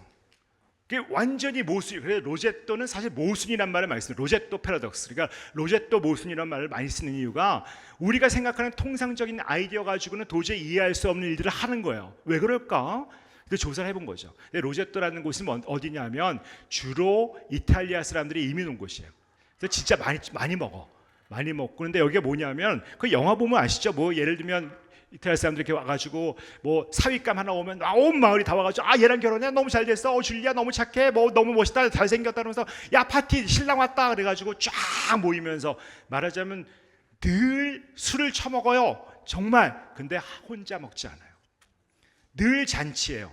어떤 작은 일만 있으면 파티가 벌어지는 거 너무 즐거워하고 온 일가족이 다 그야말로 숟가락 하나 모르는 집이 없이 서로 친하게 지내는 거예요.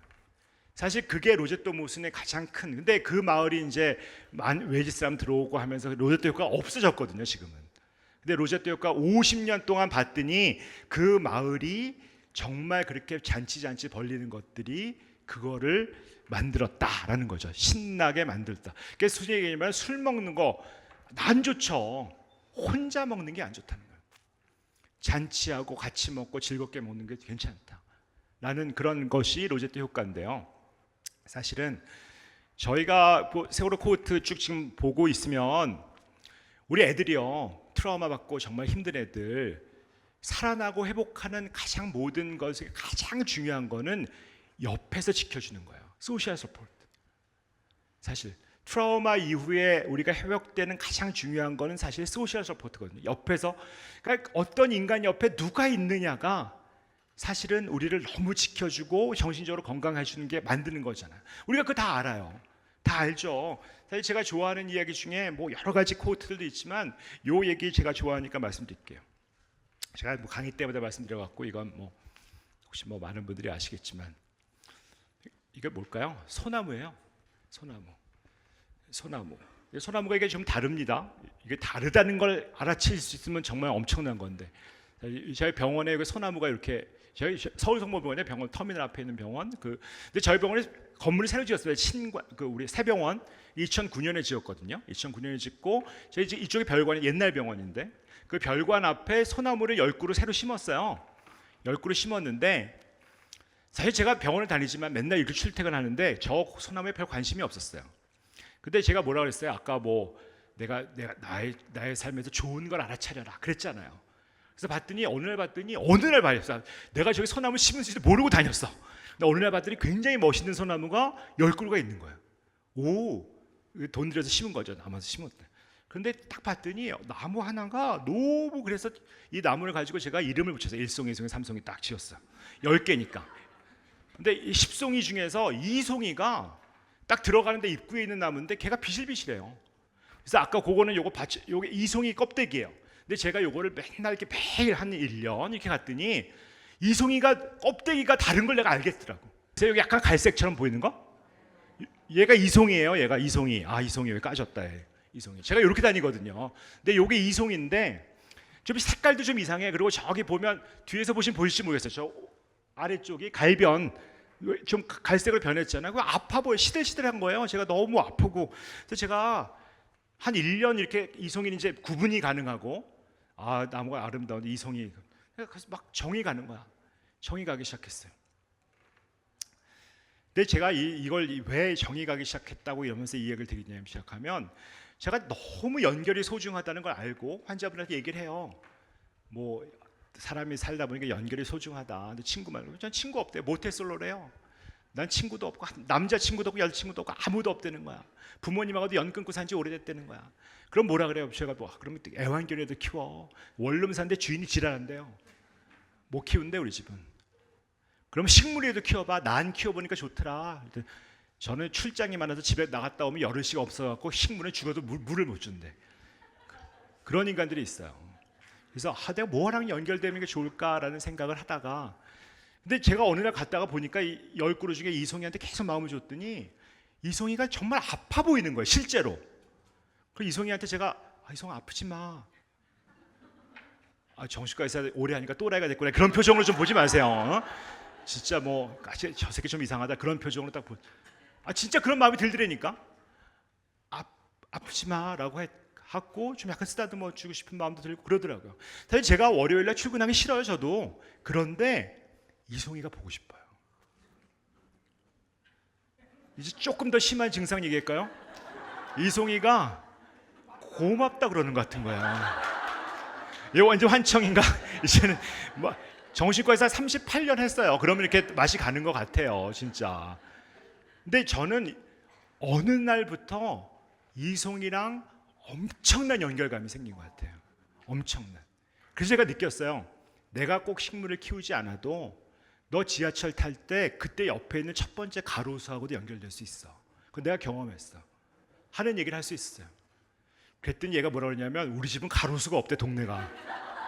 미치겠는 거예요. 진짜 대단하더라고요. 그래서 제가 뭐라 그랬어요. 돌이라도 키워, 돌이라도. 주머니에 돌이라도 켜. 인간이 돌하고도 연결될 수 있는 존재예요. 근데 실제로 많은 분들이 그런 거와 연결이 돼서 살더라고요. 수석에 연결돼 있고, 정말 저가 옛날에 애완돌이라고 썼다가 제가 강의 한번 갔다가 저 그렇게 욕먹은 게 별로 없었는데 진짜 욕먹었어요. 아니 애완이 뭡니까? 반려지. 애완견이 말씀 큰일 납니다. 반려석. 그래서 저도 항상 반려석, 주머니에 반려석이라도 항상 갖고 다녀야 돼요. 반려석. 여러분, 반려가 있어야 돼요. 인간은 정말 우습게도 나 혼자서 지낼 수가 없더라고요. 돌이 하나 있으면 괜찮아요. 저는 병원 가기 힘들지만 이송이가 정말 강력한 연결감이 있어요. 걔가 괜찮나 보고, 환청은 심하게 들린다고 생각할 수 있지만 괜찮아요. 걔랑 지내는 시간이 괜찮아요. 연결감이 사실 정말 중요해요. 이 연결된다는 게 너무 삶에서 괜찮다라는 거고, 연결 명상도 하나 있습니다. 최정호 TV 들어오셔서 클릭하시면 한번 연결되는 것도 볼 수 있습니다. 자, 여러분은 놀랍게도 3가지를 했어요. 수용과 대가리, 오른손 변화, 왼손 연결. 이런 조시로 가면 이걸 왜 못 외우겠습니까? 4번째가 강점이에요. 1, 2, 3. 제가 강점은 한번 우리 여기서도 한번 발표를 했었네요. 이 강점만 가지고도 한번 했고, 제가 이제 굉장히 소중하게 생각하는 가치가 사실은 강점과 관련된 것이라고 볼 수 있고요. 뭐 혹시 저의 긍정 교육 받으신 분도 꽤 있을 테니까 그 얘기를 좀 드리고 싶습니다. 강점이라고 하는 것들은 사실은 봤을 때, 여러분, 강점이 여러분 인생에서 꿀꿀하고 힘들 때 어떻게 살 것인가, 내 인생을 어떻게 살 것인가 하는 얘기를 좀 나누고 싶어요. 그래서 이 냄비를 들으면 어떻게 들을까요? 라는 퀴즈를 드리죠. 보통 강점 얘기할 때 어떻게 드세요? 많은 분들이 냄비를 들 때 당연히 손잡이를 들죠 라고 알지만, 여러분 인생을 들 때 어떻게 드십니까? 라고 하면 되게 바닥을 들라 그래요. 왜냐하면 나는 대인관계를 잘 못해, 나는 친화성이 낮아. 그러면 친화성을 높이려고 그래요. 내가 제일 못하는 거를 높이려고 그래요. 내가 너무 게을러, 성실해 보려고 그래요. 새벽에 일어나서 모닝 페이퍼도 쓰고 4시 반에 일어나가지고 미친 듯이 TV 자는 주제에 그거 오래 못해요. 여러분, 정말 냄비는 손잡이로 드시는 거예요. 여러분 인생은 뭘로 들까요? 강점으로 드셔야 돼요. 내가 가진 성격에 내가 가진 게 나는 어떤 사람인가, 나는 어떤 사람인가를 가지고 드셔야 돼요. 그래서 인생은 정말 내가 가진 강점으로 움직이는 거예요. 혹시 강점, 그래서 제가 열심히 약 팔고 다녔는데 아직 검사 안 해보신 분 계신가요? 강점은 요게 강점이에요. 저희가 만든 겁니다. 한국에서 이제 대한민국 강점. 강점이 뭐 비아라든지 뭐 외국에서만 셀리그만 팀에서 만든 거, 피터슨팀에서 만든 거 여러 가지 있죠. 비아 뭐 스트렝스 5 뭐 이런 게 있는데 우리가 만든 거 스트렝스 5라고 하는 이거 굉장히 한국에서 표준화된 강점입니다. 뭐 25가지의 강점, 7가지의 표현형, 이 3가지의 삶 이것들이 우리가 보면 여러분 가운데 있는 저 삶 이 3가지 여러분이 미리 공부하신 거 아세요?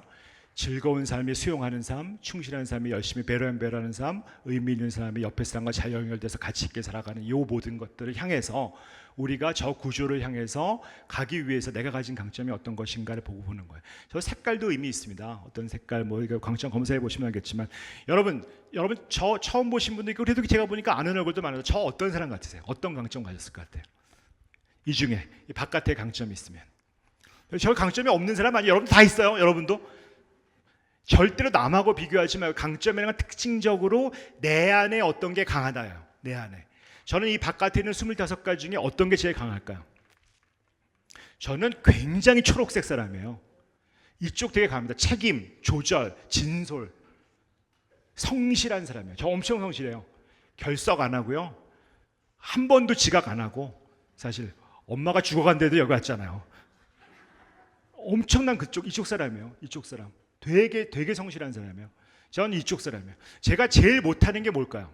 이 중에 제일 못하는 거 저거 잘 못해요. 친교 친절. 제가 굉장히 다정한 사람이 아니에요.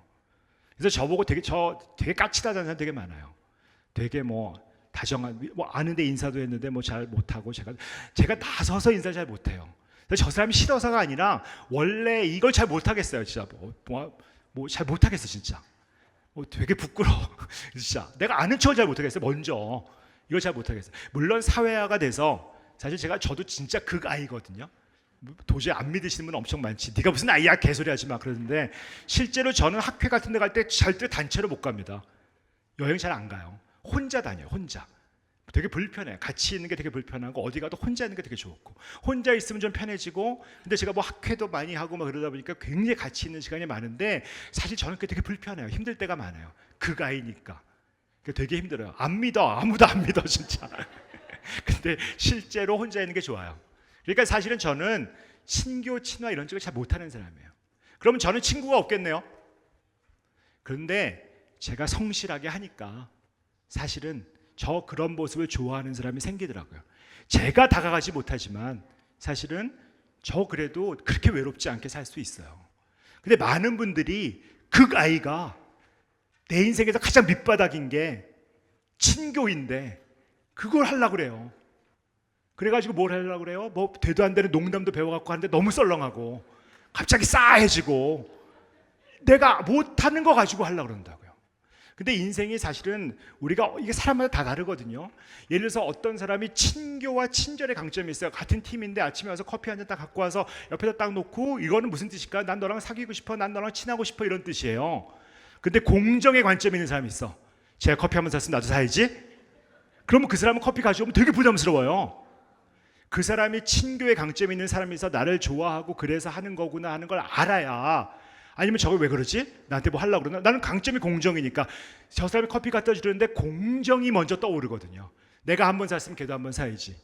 친교의 강점은 그게 없어요. 내가 기분 좋으면 좋은 거고 뭐 3번 샀다 3번 이런 게 없어. 공정 그거 따지고 있어. 내가 2번 샀지. 딱 액수는 18,000원이야. 저거 19,000원 샀네. 내가 2,000원 더 써야지. 이렇게 간다니까. 이게 팀도 사실은 어떤 팀이라도 자기 강점대로 살고 그걸 아는 게 너무 소중해요. 그래서 그 강점대로 살면 예를 들어서 간호사들 범표를 친교의 강점 있는데 짜라 그러면 그 사람 보고 짜라 그러면 개판 납니다. 누구한테 짜야 돼요? 공정의 강점이 있는 사람한테 짜라 그래야 추석 때 지도 당직 쓰고 다 안 되니까. 그걸 알아야 돼요. 그거대로 우리가 살아야 우리가 인생이 돌아가요. 근데 우리가 그거를 못해서 사실 되게 어려워질 때가 많아요. 내가 어떤 사람인지를 너무 잘 알고 내 사람대로 그냥 사는 거예요. 저는 뭐 제가 뭐라 그래도 저는 할 일 해요. 제가 할 일 하고 그냥 성실의 강점 갖고 사는 거예요. 그냥 저는 그렇게 살아요. 그게 잘못된 게 아니라고 믿어요. 그리고 실제로 그렇게 살 때 잘해요. 자기대로 할 때. 교제의 관점인 사람은 교제해야 잘한다니까. 그거를 가지고 혼자서 일하는 곳에 갖다 두고 일 잘하니까 혼자 있어 그렇게 미친다고요. 제 딸은 저랑 완전 반대예요. 완전 친교성, 극이. 그런 인간이 어떻게 있을까 진짜. 그런데 극인데 걔가 지난번 직장이 너무 좋았어요. 저거 아주 대리밖에 안 된 과장도 안 되는데 독방 주고 오피스 되게 좋은 데 주고 저 갔으면 진짜 대박이야. 평생 충성했을 거야. 일주일 딱 다니더니 미치겠다는 거야. 나 일주일 못 다니는 거야. 월급도 많이 주고 사람을 못 만나는 거야. 이 극이가 나는 혼자 있으면 죽을 것 같다는 거예요. 나가서 내려가 제일 가까운 데인데 10층을 내려가야 된다는 거야. 그 오피스 주고 좋은 데 있는데 못 다니겠다는 거예요. 근데 그럴 수 있잖아요. 사실은. 그래서 도망갔어요. 딴 데 갔어요. 딴 회사. 월급도 깎아줬는데 딴 데 가더라고. 근데 너무 행복하대. 맨날 얘기하고 야부리 까고 이빨 털고 너무 행복하고 막 너무 좋다. 너무 회사 출근하고 싶고 막 그렇다는 거예요. 그거 어떡하겠어 사실. 그게 뭐예요? 강점대로 사는 거죠. 근데 우리는 뭐대로 살아요? 급여대로 살죠. 조건대로 살죠. 그러니까 못 다니더라고요. 사실은. 내 강점대로 살 수 있는 것들을 어떻게 할 것이냐가 정말 소중하다라는 거예요. 요거 PPL 한번 할게요. 스트렝스 5 온라인 핸드폰을 할 수 있습니다. 10,000원 한정 받고 있다가 요새 올랐어요. 15,000원. 그래도 빨리 이벤트 10,000원 있으니까 들어가 보시면 다 할 수 있습니다. 네. 온라인으로 할 수 있으니까 하시면 될 것 같고 이렇게 나와요. 강점 나오는 거고 이거 가지고 제가 논문 많이 썼습니다. 이거 해가지고 효과 있어요. 강점 가지고 하는 것들이 효과 있고 여러분 이게 강점 가지고 하는 것 중에 제일 이런 워크숍 같은 거 할 때 제일 더럽게 안 통하는 인간들 아세요? 이 여러 대상으로 회사에도 하고 하는데 제일 안 되는 이런 프로그램 할 때 제일 변화도 안 되고 제일 그지 같고 분위기도 제일 더러운 조직들 아세요? 대한민국의 이 프로그램을 가지고 제일 하기 어려운 조직이 정신과에서요. 딱 팔짱 끼고 너 변화할 수 시킬 수 있나 해봐 그래요. 그래서 정신과에서 40명 모아서 제가 했습니다. 했더니 열심히 하시더라고요. 행복하게 막 뭐 붙이고 열심히. 여러분 40명 모아서 해서 제 논문 하나 썼어요. 정신과 의사들한테도 변할 수 있다. 하루에서 강점 높일 수 있다라고 보고 딱 봤더니 하루 그게 봐서 빨간 게 다 하루 만에 변한 거예요. 엄청나게 변하죠. 표정들 보세요. 아시는 정신과 의사들 많을 거야. 근데 저 인간이 저렇게 웃는 걸 내가 본 적이 없다니까. 안 웃어요 정신과 선생님들. 근데 하루 끝나고 났더니 표정이 너무 좋아지잖아요. 너무 행복해지잖아요. 그게 왜 그럴까요? 내가 강점을 사용해서 살면 하루만 살아도 인생이 좋아져요. 내가 잘할 수 있는 거대로 내가 충분히 표현하고 살아가면 사실 인생이 좋아져요. 그래서 나는 어떤 사람인지를 아시기 어려우면 스트렝스 5 15,000원짜리 한번 쓰시고 그거대로 내 삶을 살아가기 시작하면 정말 인생이 좋아진다라는 것들을 말씀드리고 있습니다. 그래서 요거 가지고 사실은 우리가 긍정성을 높인다는 게 너무 소중한 게 내가 가진 강점을 가지고 나의 긍정성을 높이는 게 너무 소중하거든요. 저는 병원에서 있으니까 이제 환자분들 쭉 오잖아요. 와가지고 환자분들의 어떤 증상들이라든지 이런 거를 요즘에 유행하는 네트워크 분석이라는 걸 해봤어요. 네트워크 분석 해봤더니 여러분 어떻게 생각하세요? 여러분 정신적으로 힘들고 했던 게 어떤 게 이 사람한테 가장 안 좋을까요? 예를 들면 이런 거죠. 어렸을 때 트라우마를 받아서 그래. 아니면 주변의 사회가 도와주지 않아서 그래. 왜 이렇게 힘들까요? 수많은 증상들 중에 가장 그 사람한테 영향을 끼치는 게 뭘까요? 뭐 같으세요? 저희는 이건 저희가 가진 데이터 가지고 환자들 몇천 명 가지고 한 거예요. 어떤 게 가장 영향을 끼칠까요? 사실 이쪽에 보면 사실 알고 보면 어뷰즈나 피해받고 트라우마 받은 건 이게 전체 환자니까 그렇게 많지 않아요. 근데 우리가 봤을 때 이 증상, 우리가 힘든 거, 디프레션, 앵자이티, 화나고 우울하고 불안하고 신체화되고 이런 것들에 가장 끼치는 거는 그 사람의 긍정성이에요. 사실은 긍정성이 떨어지면서 저게 가장 노드가 크거든요. 내가 가진 그 사람답게 살지 못하고 긍정성이 떨어지니까 그 사람이 그 사람답게 살지 못하면서 우울해지고 불안해지고 화가 나더라 하는 게 저희 데이터예요. 사실은. 그래서 우리가 이거 피봇을 뒤집으려면 사실 그 사람이 그 사람답게 살면서 긍정성을 높일 수 있는 게 제일 중요하다는 그 데이터입니다. 그래서 나답게 사는 거 너무 소중해요. 어떻게 분석해봐도 사실 가운데 딱 있는 건 긍정성이에요. 그러니까 우리 환자들 대상으로 해도 삶에서 제일 소중한 거는 사실 그 사람답게 사는 긍정성이다. 나답게 살아가는 것들. 이게 이제 크로닉 스키조프레니아는 다를까? 저희가 이제 센터에서 했어요. 센터 우리 많이 갔죠. 몇 분 불러주셔서 저희 팀이 많이 갔죠. 센터 갔더니 크로닉 스키조프레니아 파주시였다 이게 그렇죠. 평균 입소 기간 10년 6개월, 15년 입소도 아니지 뭐 하여튼 등록 기간 20년 된 스키조프레니아들 대부분 모든 프로그램을 해도 하고 계신 분들 그런 분들 대상으로 저희가 했어요. 끝났어요. 강좌 프로그램 하고 끝나고 제가 카톡 하나 받았죠. 회원분들이 지난 시간 들어가면서 정들었나 봐요. 세상에 오늘은 땡땡씨가 소리내서 웃었어요. 15년 등록돼서 한 번도 웃지 못한 걸 온 걸 본 적이 없는 회원이 우리 프로그램 끝나고 웃었다는 거예요. 아, 그거 듣고 돌아서 그게 아니에요. 여러분, 스키조프레니아 우리가 강점대로 산다고 증상이 좋아지는 않죠. 그러나 사람이 웃을 수 있게 되는 거예요. 사실 그러면 됐잖아요. 사람답게 살 수 있게 되는 거예요. 그러면 됐잖아요. 그래서 사실은 저희는 이거는 건강하든 안 건강하든을 따지고 그게 증상이 있든 없든이 중요한 게 아니라 나답게 살 수 있는 거는 병과 무관히 그 누구라도 그렇게 만들어야 된다는 게 제 얘기입니다. 그래서 우리가 요거 할 수 있고 또 하나 만들어서 각양각색 명상 각양각까지 한번 들어와서 들어보시고 좋을 것 같습니다. 자, 우리는 놀랍게도 수용, 변화, 연결, 강점까지 했습니다. 제일 어려운 고비가 사실은 지혜예요. 아, 이거 공주에서 되게 많이 했네요. 공주에서 이것도 한번 했네요. 지혜 한번 했네요. 전에 한번 왔더니 감사합니다. 자주 불러주시네요. 지혜는 사실 솔직히 말하면 지혜만 갖고도 몇 시간 해야 됩니다. 지혜가 가지고 사실 지혜가 제일 우리가 배워야 되는 가장 소중한 덕목이라고 생각해요. 제일 소중한데 우리가 공부할 기회가 별로 없어요. 사실 여러분 눈치채셨는지 모르겠는데 이 앞에 수용과 변화 연결은 사실 제 얘기가 아니어도 엄청 할 때가 많아요. 그래서 지금까지 배웠던 교육의 대부분이 수용하는 방법, 변형하는 방법, 연결하는 방법이에요. 근데 사실 의외로 밑에 있는 네 가지요. 지금 강점도 사실 저밖에 떠드는 사람 별로 없고요. 지혜 진짜 별로 없어요. 몸, 영성 요건데 이게 별로 없어요.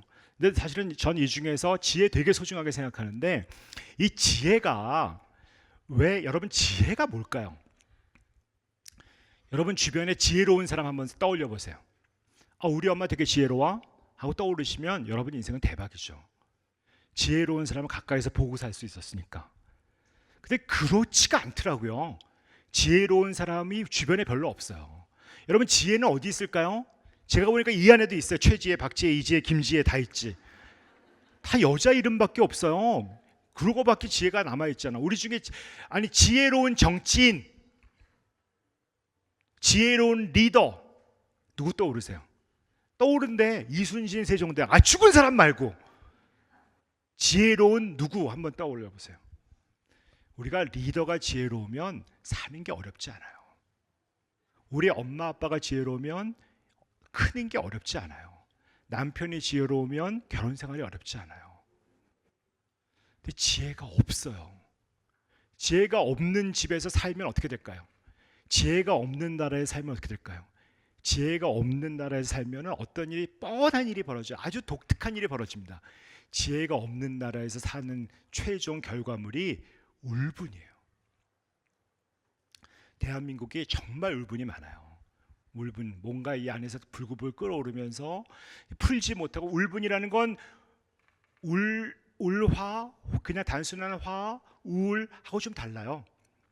왜냐하면 울분은 뭔가 끓어오르는 분노가 있는데 그걸 내가 처리하지 못해서 어떻게 할 수 없어서 무력감도 생기고 분노는 하는데 뭔가 후라는 치미는데 너무 감당할 수 없고 나는 아무것도 못할 것 같고 그러니까 너무 힘들고 너무 짓눌리고 너무 힘들고 그런 감정이에요. 그래서 단순히 우울하고 달라요. 단순히 화가 나는 거랑 달라요. 이 울분이 제가 병원에서 보니까 사실은 울분이 너무 많아요. 제가 세월호 코호트 하면서 느낀 게 우리 엄마들이 PTSD가 아니에요. 트라우마가 아니에요. 그거는 달라요. 무섭지가 않아요. 그런데 공통적으로 갖고 있는 건 울분이에요. 요즘에 대한민국에서 나오는 수많은 재단 있잖아요. 이태원 여러 가지 모든 환자분들이 트라우마라고 얘기하지만 트라우마 이후에 나타나는 증상은 PTSD가 아니에요. 울분이에요.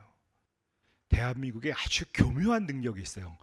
트라우마를 PTSD가 아닌 울분으로 바꿔주는 능력이 있어요. 사실 의정 사태에 있는 많은 의사들, 도망간 의사들, 젊은 애들의 마음에 울분이 있어요. 근데 심지어 도망간 의사를 본, 집을 나간 의사를 본 국민도 울분이 생겨. 이상하지 않아요? 그 나라가 뭔가 이 울분이라고 하는 것들을 잘 처리하지 못하니까 어떻게 될까요? 그래서 그 울분을 치료하는 방법이 있어요. 그게 뭐 미하일 린든이라는 독일 사람이 만든 건데 그 울분 치료법이 뭔지 아세요? 울분 치료법이 지혜 치료예요. 그러니까 뒤집어서 얘기하면 우리가 지혜가 없어서 울분을 만들고 울분을 치료할 수 있는 유일한 방법은 지혜다. 그 지혜가 뭘까요? 지혜의 정의가 있습니다. 지혜는 세상에서 풀 수 없는 문제가 있었을 때 그 문제를 푸는 능력이 아니에요. 문제를 푸는 능력이 아니라 그 문제가 있을 때 그 문제를 대처하는 능력이에요. 의정 사태는 풀 수 있는 능력이 없습니다. 우리한테 솔직히 말하면. 근데 그 문제를 대처하는 능력은 있어야 돼요.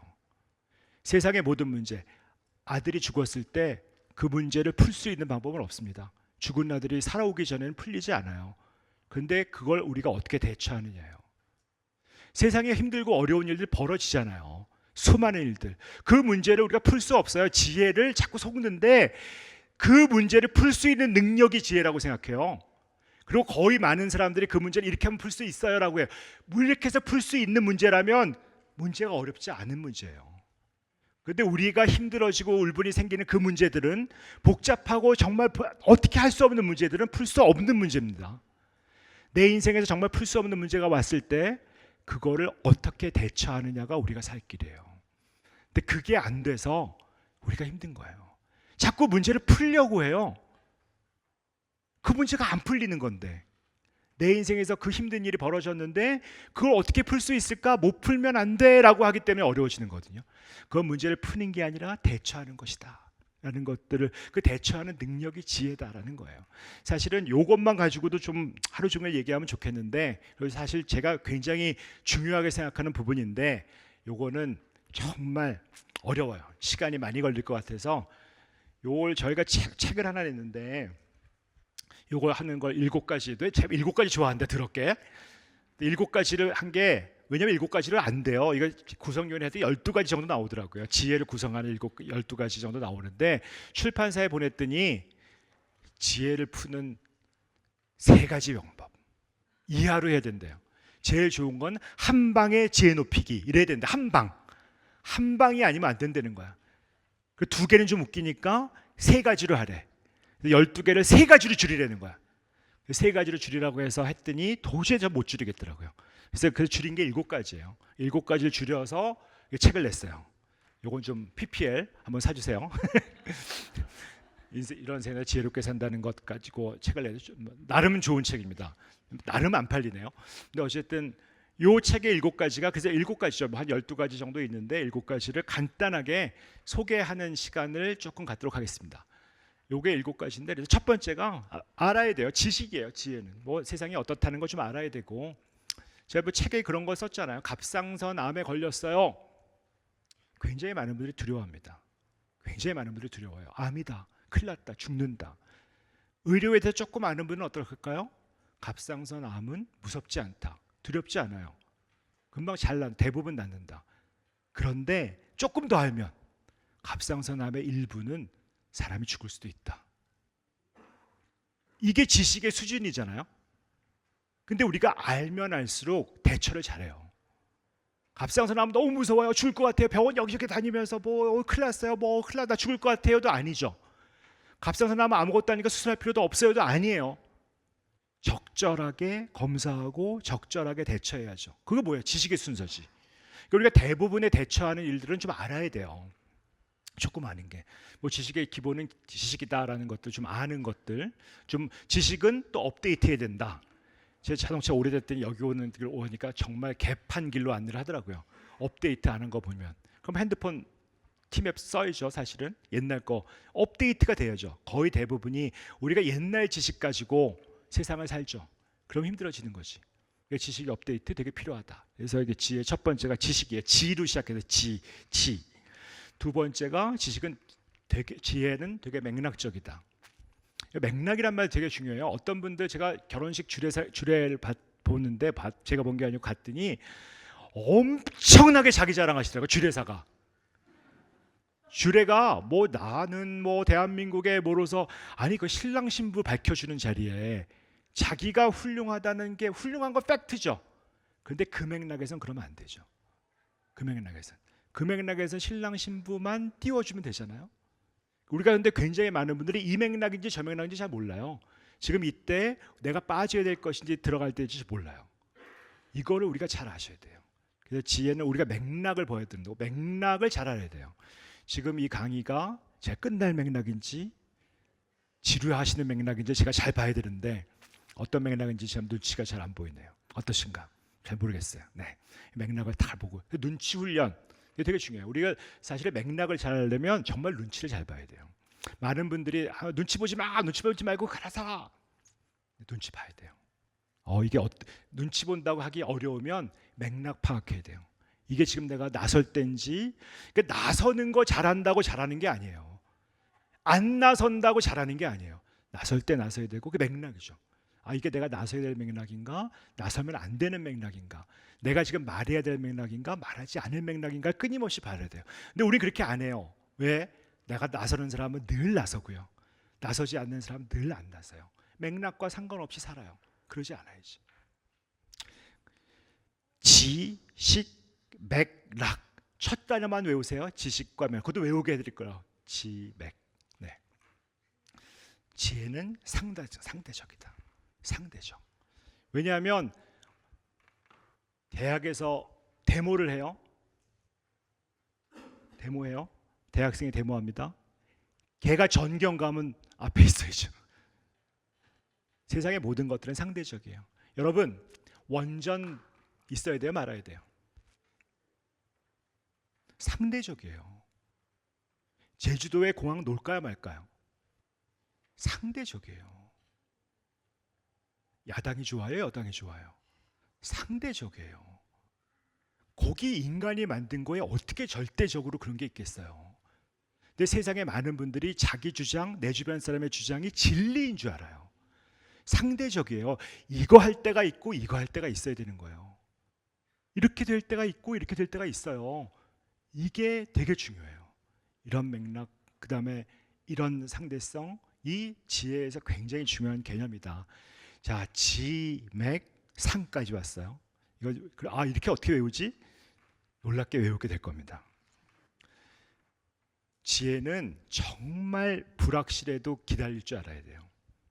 불확실한 삶을 못 견디는 삶을 뭐라 그럴까요? 엔지니어의 삶이라고 그래요. 엔지니어의 삶은 뭘까요? 대학교 4년 졸업하면 대기업에 취업해서 대리 과장 부장하고 20년에 정년하고 그 사이에 아파트 청약하고 그게 저희 시대의 삶이었어요. 저는 4년제 대학 나오면 다 그렇게 갔어요. 청사진, 의과대학 들어가면 인터넷 전투 쭉 하고 전문의 따고 병원 가고 내가 그려진 그림이 있어요. 엔지니어, 도식처럼 플로우가 있어요. 근데 인생이 그런 시기가 끝났더라고요. 마지막으로 버텼던 게 의사인데 요번에 끝났어요. 그냥 올라가는 게 아니다 하는 것들이 나왔어요. 그걸 뭐라 그럴까요? 엔지니어 말고 저희 책에서는 브리콜라주라. 브리콜라주가 뭔지 아세요? 잡지 뜯어서 우리 병동에서 오락할 때 많이 하잖아요. 뜯어서 있는 재료 가지고 덕지덕지 붙여서 만드는 거. 브리콜라주의 대가 아시나? 맥가이버 아세요? 맥가이버 알면 완전 노땅. 하신 분은 완전 노땅이라는 걸 자기 스스로 증명을 했어요. 젊은 애들은 맥가이버 절대로 몰라요. 우리 시절의 맥가이버는 사실 콜라 가지고 폭탄 만들 줄 알잖아요. 형광등 띄어서 뭐 만들 줄 알잖아요. 내가 엔지니어는 부품이 있어야 만들어요. 폭탄을 만들기 위한 재료가 ABC 순서를 다 있고 그걸 만들어서 내가 만드는 거예요. 근데 세상이 뭐 유튜브 생기고 블로그 생기고 이런 거면서 내가 가진 재료가 ABC가 없어도 대학을 나오지 않아도 영상을 만들 줄 몰라도 자격증이 없어도 할 수 있는 생각이 들었잖아요. 그게 브리콜라주라고 합니다. 내가 가진 아무거나 뜯어서 조합해서 예술 작품 만드는 시대가 된 거죠. 그럼 우리는 사실은 엔지니어를 키우는 나라는 아니죠. 이제는 브리콜라주를 키울 수 있어요. 내가 주어진 모든 것들을. 그러니까 그러려면 어떻게 될까요? 요즘에 애들이 제일 힘든 게 뭘까요? 25살짜리랑 상담을 하면 너 요새 고민이 제일 뭐니? 라고 얘기를 하면 놀랍게도 노후에 어떻게 살까요? 굉장히 많은 애들이 내 노후에 보장이 되지 않기 때문에 이 일을 계속할 수가 없어요. 왜 그럴까요? 엔지니어처럼 살고 싶은 거예요. 내가 딱 정해진 것으로, 정해진 트랙을 넘어가면 죽을 것 같은 거예요. 근데 가만히 보면 세상에서 요즘 세상에 성공하는 애들은 다 주변에 있는 거 뜯어서 붙이는 애들이 성공하더라고요. 회사 쭉 다니는 게 성공하는 게 아니에요. 그래서 요즘에 성공하는 애들은 사실은 불확실해도 견딜 줄 알아야 돼요. 내가 어떻게 될지 몰라도 사실 제가 지혜로우려면 소위 의정사태 우리 당면하고 있으니까 그냥 견뎌야 돼요. 어떻게 될지 몰라요. 불확실하지만 그냥 있는 거죠. 사실은 불확실하지만 그 불확실 속에서 그냥 있을 수 있는 거. 여러분 인생이 생각보다 확실한 게 별로 없습니다. 그 불확실 속에서 견딜 수 있는 거. 불확실, 지식, 맥락, 상대적 불확실 견딜 수 있는 거. 길게 봐야 돼요. 인생 짧지 않습니다. X축 길게 보셔야 돼요. 우리 오래 살아요. 뭐 저 환갑 넘고 이제 곧 정년이긴 한데 앞으로 뭐 어떻게 해서 그래도 살아야 되겠죠. 여러분 30대 좀 재수없게 얘기할까요? 30대 지금 계시죠? 70년 살 거예요 최소한. 끔찍해요. 70년 산다니까. 우리 엄마가 92살이에요. 충분히 오래 살았다고 생각해. 우리 엄마는 아직도 안 죽고 싶어 하더라고 얘기 들어보니까. 근데 우리 엄마 별거 안 했는데 92살까지 사셨어요. 그 우리 엄마는 일제시대에 태어났어요. 6.25 다 겪고요. 고생 더럽게 했어 얘기 들어보면. 그런데도 80, 90까지 살대. 여러분은 그거 비해서 고생 덜 했잖아. 더 잘 먹었잖아. 그럼 어떻게 될까요? 재수 없으면 110? 80년 이상 살걸? 그런데 어떻게 인생을 이렇게 단기간 나는 인생 망했다. 요즘 애들 얘기해보세요. 20살 대학 못 갔으면 인생 망이에요. 중학교 애들이 자기가 성적 안 나오니까 인생 망했다는 거야. 걔 100년 산다니까 앞으로. 그 100년 사니까 너무 끔찍하니까 자살하겠다 그러는 거지. 인생 길게 봐야 돼요. 길게 장기간 지금부터라도 충분히 길게 보셔야 됩니다. 길게 장기간 지식, 맥락, 상대, 불확실, 길게. 이거는 사실은 너무 하나에 이거 12개를 줄이느라고 이렇게 말이 많았는데 크게 봐야 돼. 크게. 그러니까 결국 내가 작게, 나 스스로 작게.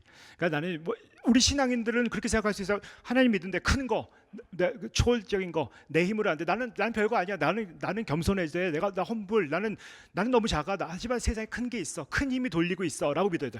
큰 걸 믿어야 돼요. 그리고 큰 것과 연결돼 있어요. 자연과 연결돼 있어야 되고 영성과 연결돼 있어요. 크게 봐야 되고 나는 겸손하다. 내가 이 세상에 나 혼자서 다 한다 이렇게 보시면 안 돼요. 크게 봐야 돼. 크게. 자, 마지막이 공감. 받아들이고 내 인생에 하는 이런 것들이.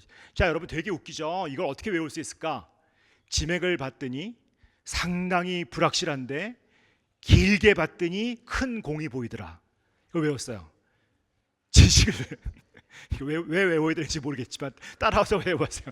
자, 지식, 지맥을 봤더니 지맥을 봤어야 돼. 수맥이 있나 지맥을 봤더니 굉장히 불확실해. 상당히 불확실해. 지식과 맥락과 상당히 불확실한데 크게 봤어. 길게 봤더니 큰 공이 보이다. 큰 것들을 볼 줄 알고 공감할 줄 알았다. 7가지. 별거 아닌데 외웠어요. 우리는. 그런 능력이 있다니까. 자, 이게 제가 어떤 맥락으로 지혜에 대해서 말씀드린 건지 보셨죠. 그래서 이런 것들은 사실은 뭐 나눠서 얘기하면 좋을 것 같다라는 거고.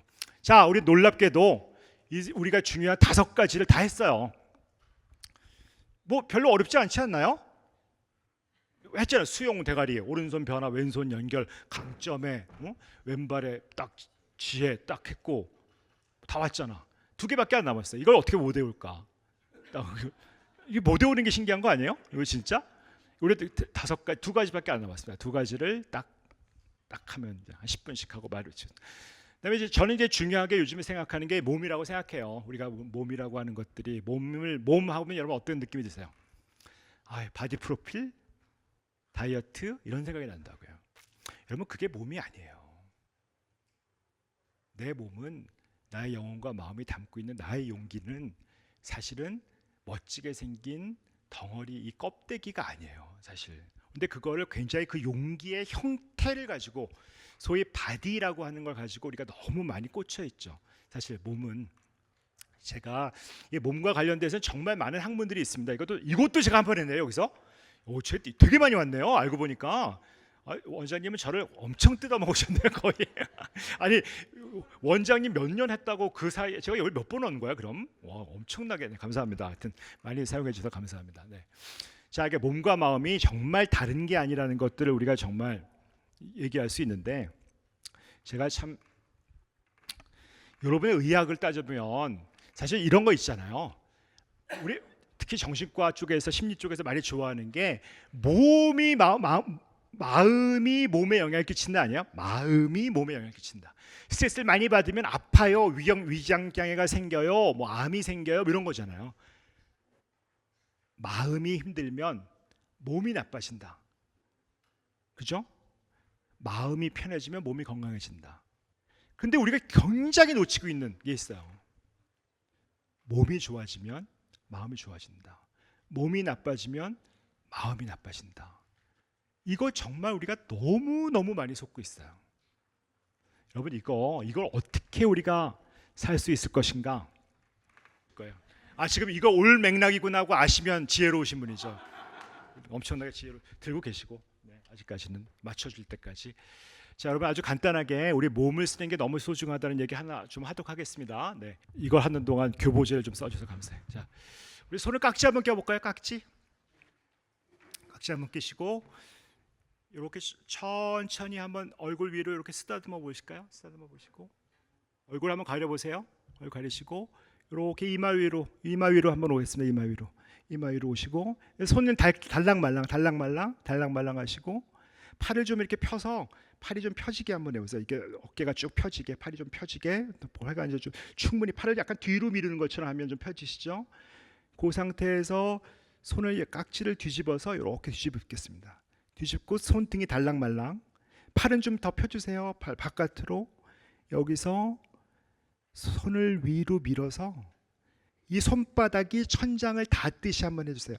쭉 더 이상 닿을 수 없을 때까지 손바닥이 천장에 닿으려면 그렇게 해도 돼요. 쭉 양팔이 귀에다 닿는 것처럼 해주시면 되죠.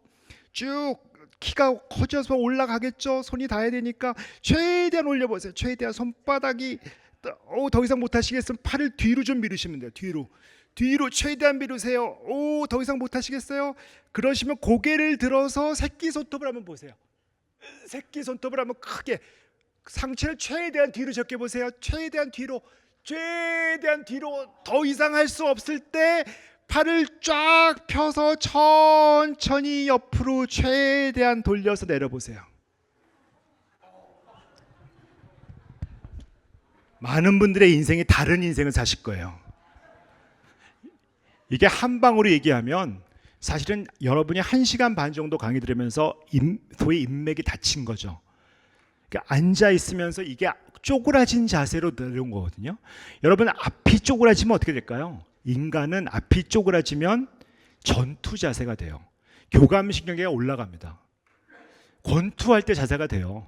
여러분 강의 듣는 자세, 컴퓨터 보는 자세, 책 보는 모든 자세는 한 방식으로 얘기하면 인맥을 닫는 자세예요. 그러면 사실은 전투하는 거예요. 싸우는 거예요. 지금 요 동맥을 그러니까 인맥이 접어져 있던 걸 펴는 자세만 가지고도 여러분은 굉장히 편안함을 느낄 수 있어요. 외래 가셔서 정신과 환자분들 앞에 진료 보면 다 피 무너져 있어요. 내 병하고 싸우느라고. 그거를 저는 우리가 봤을 때 환자분하고 얘기하는 것보다 차라리 이걸 하면 훨씬 편해져요. 훨씬. 그냥 이것만 펴는 것도 나의 모든 것들이 몸의 변화 가지고 이야기 안 해도 훨씬 좋아질 수 있어요. 그게 몸이 마음에 영향을 끼치는 거예요. 마음이 몸에 영향을 끼쳤으니까 몸을 마음에 영향을 끼치자. 그래서 우리가 몸 얘기하는 거예요. 사실은. 그래서 맨날 많은 사람들이 마음에서 빠져나와 뭐 삶으로 들어가라 하는 말 대신에 저는 마음에서 빠져나와. 제일 마음에서 빠져나와야 되는 사람이 정신과에서 심리학자, 뭐 정신간호사 이런 정신건강 전문가들 다 빠져나와야 돼. 제발 몸에서 어떻게 갈 것인가 하는 거를 정말 제발 다 쪼그라들어가지고 다 여기 다쳐가지고 전투 모드로 제발 살지 마시고 우리도 정말 이렇게 가시라는 거죠. 그래서 제가 이거 만들었어요. 바마움이라고 바른 마음을 위한 움직임이라고 해서 요즘 핫한 김주환 교수님, 알렉산더, 태극권 우리 사부님, 펠덴크라이 선생님, 고대운동 선생님 이렇게 만들어가지고 했습니다. 프로그램 만들었어요. 그래서 이런 뭐 홈페이지도 만들고 뭐 이렇게 진행을 했습니다. 나와서 강의도 하고. 이게 보면 여기서 항상 보면 우리가 늘 그 마음에 갇혀가지고 살잖아요. 이쪽에. 그래서 명상하면 오감으로 들어가려고 하잖아. 근데 그거보다 조금 더 깊게 우리는 움직임으로 들어가서 내 움직임에 내 주의를 기울이고 살자라는 얘기예요. 내 움직임, 내 몸이 어떻게 움직이고 있는지에 마음을 두고 살아가자. 실제로 저희 병원에서 프로그램 해봤습니다. 해봤더니 사실은 딱 4주 이 프로그램 했어요. 4주 했더니 심리치료, 우리 마음 얘기 하나도 안 하거든요. 마음 얘기 안 하는데 수용 능력 올라가고 반추 떨어지고 좋아진다는 거예요. 사실은. 자, 몸에서 빠져나오기. 책도 하나 썼습니다. 바마움이라는 책도 하나 있고요. 자, 그래서 마지막 영성 얘기 한 5분 정도 하고 마치도록 하겠습니다. 다 외우셨죠? 수용, 변화, 연결, 강점, 지혜, 몸. 마지막 영성. 마지막 얘기하겠습니다. 영성이라는 거는 사실은 잘 모르죠. 할 수가 없고. 근데 우리가 세상에 보면 되게 공허하고 의미 없고 하는 게 소위 누제닉이라고 하는, 세상에서 많은 분들이 결국 영성을 놓치면 의미가 없어져요. 되게 힘들어지고 어려워지고, 아유 시간이 없는데 안 넘어가기 시작했어요. 뭐 정리할게요. 시간은 많이 없으니까. 영성이라고 하는 건 내가 살던 삶에서요, 삶을 뛰어넘는 뭐가 있어야 돼요. 지금 이 삶 속에서. 그래서 제가 좋아하는 단어가 넘어거든. 여러분, 넘어와 넘어 차이 아세요? 저 너머 산 속엔 누가 살길래 할 때 넘어 있잖아요. 넘어는 명사예요. 저 너머에 천국이 있다 이런 게 넘어. 넘어는 뭘까요? 지금 내가 고개를 넘어가고 있다. 그건 동사예요. 여러분, 영성에서 필요한 건 명사와 동사 다예요. 내가 지금 이 어려움을 넘어가야 돼요. 뭘 향해서? 저 너머를 향해서. 그래서 그걸 초월이라 그러죠. 그 마지막 슬라이드만 한 번 더 해주세요. 그걸 초월이라 그러죠. 그래서 영성은 정말 초월이에요.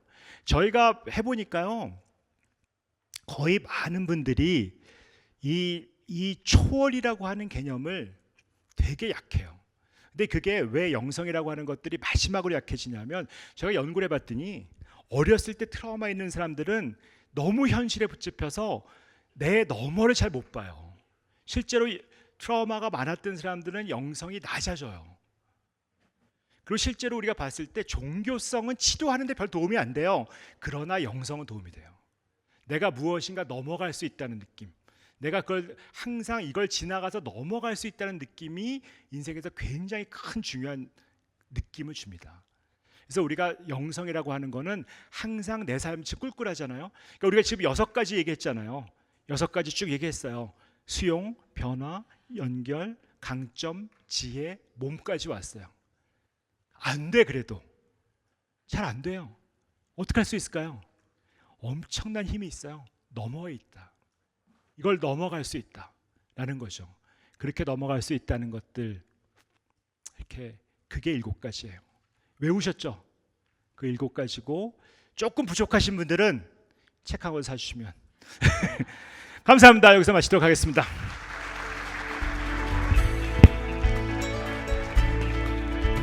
네, 수고 많으셨습니다. 거의 2시간에 걸쳐서 장장 2시간에 처음부터 끝까지 그 정열적인 톤을 유지하시면서, 그리고 참 제가 인상적인 게 거의 무대 바깥으로 떨어질 뻔할 정도로 앞에 나오셔서 청중분들하고 굉장히 교감하려고 계속 눈을 맞추면서 이렇게 말씀하시는 게 참 인상적이었어요. 사실 그거만큼 선생님이 굉장히 공감적이신 분이고 연결하시려고 하는 분이다 생각을 했고, 뭐 2시간 보면서 우리 선생님이야말로 그 7가지 조건을 실현하고 체화하고 계시는 분이구나, 참 지혜로운 분이시다라는 생각을 했습니다. 네. 가장 제가 처음 서두에 인상적인 거, 너무 행복하려고 우리가 행복에 또 이렇게 그 집착돼 있는 것 같은데, 그냥 참 편하게 지금 여기 잘 있는 것, 존재란 말도 좀 한자하고 무겁죠. 그냥 있는 거라는 말이 더 좋을 것 같습니다. 그게 그렇게 쉽게 얘기를 해주셨습니다.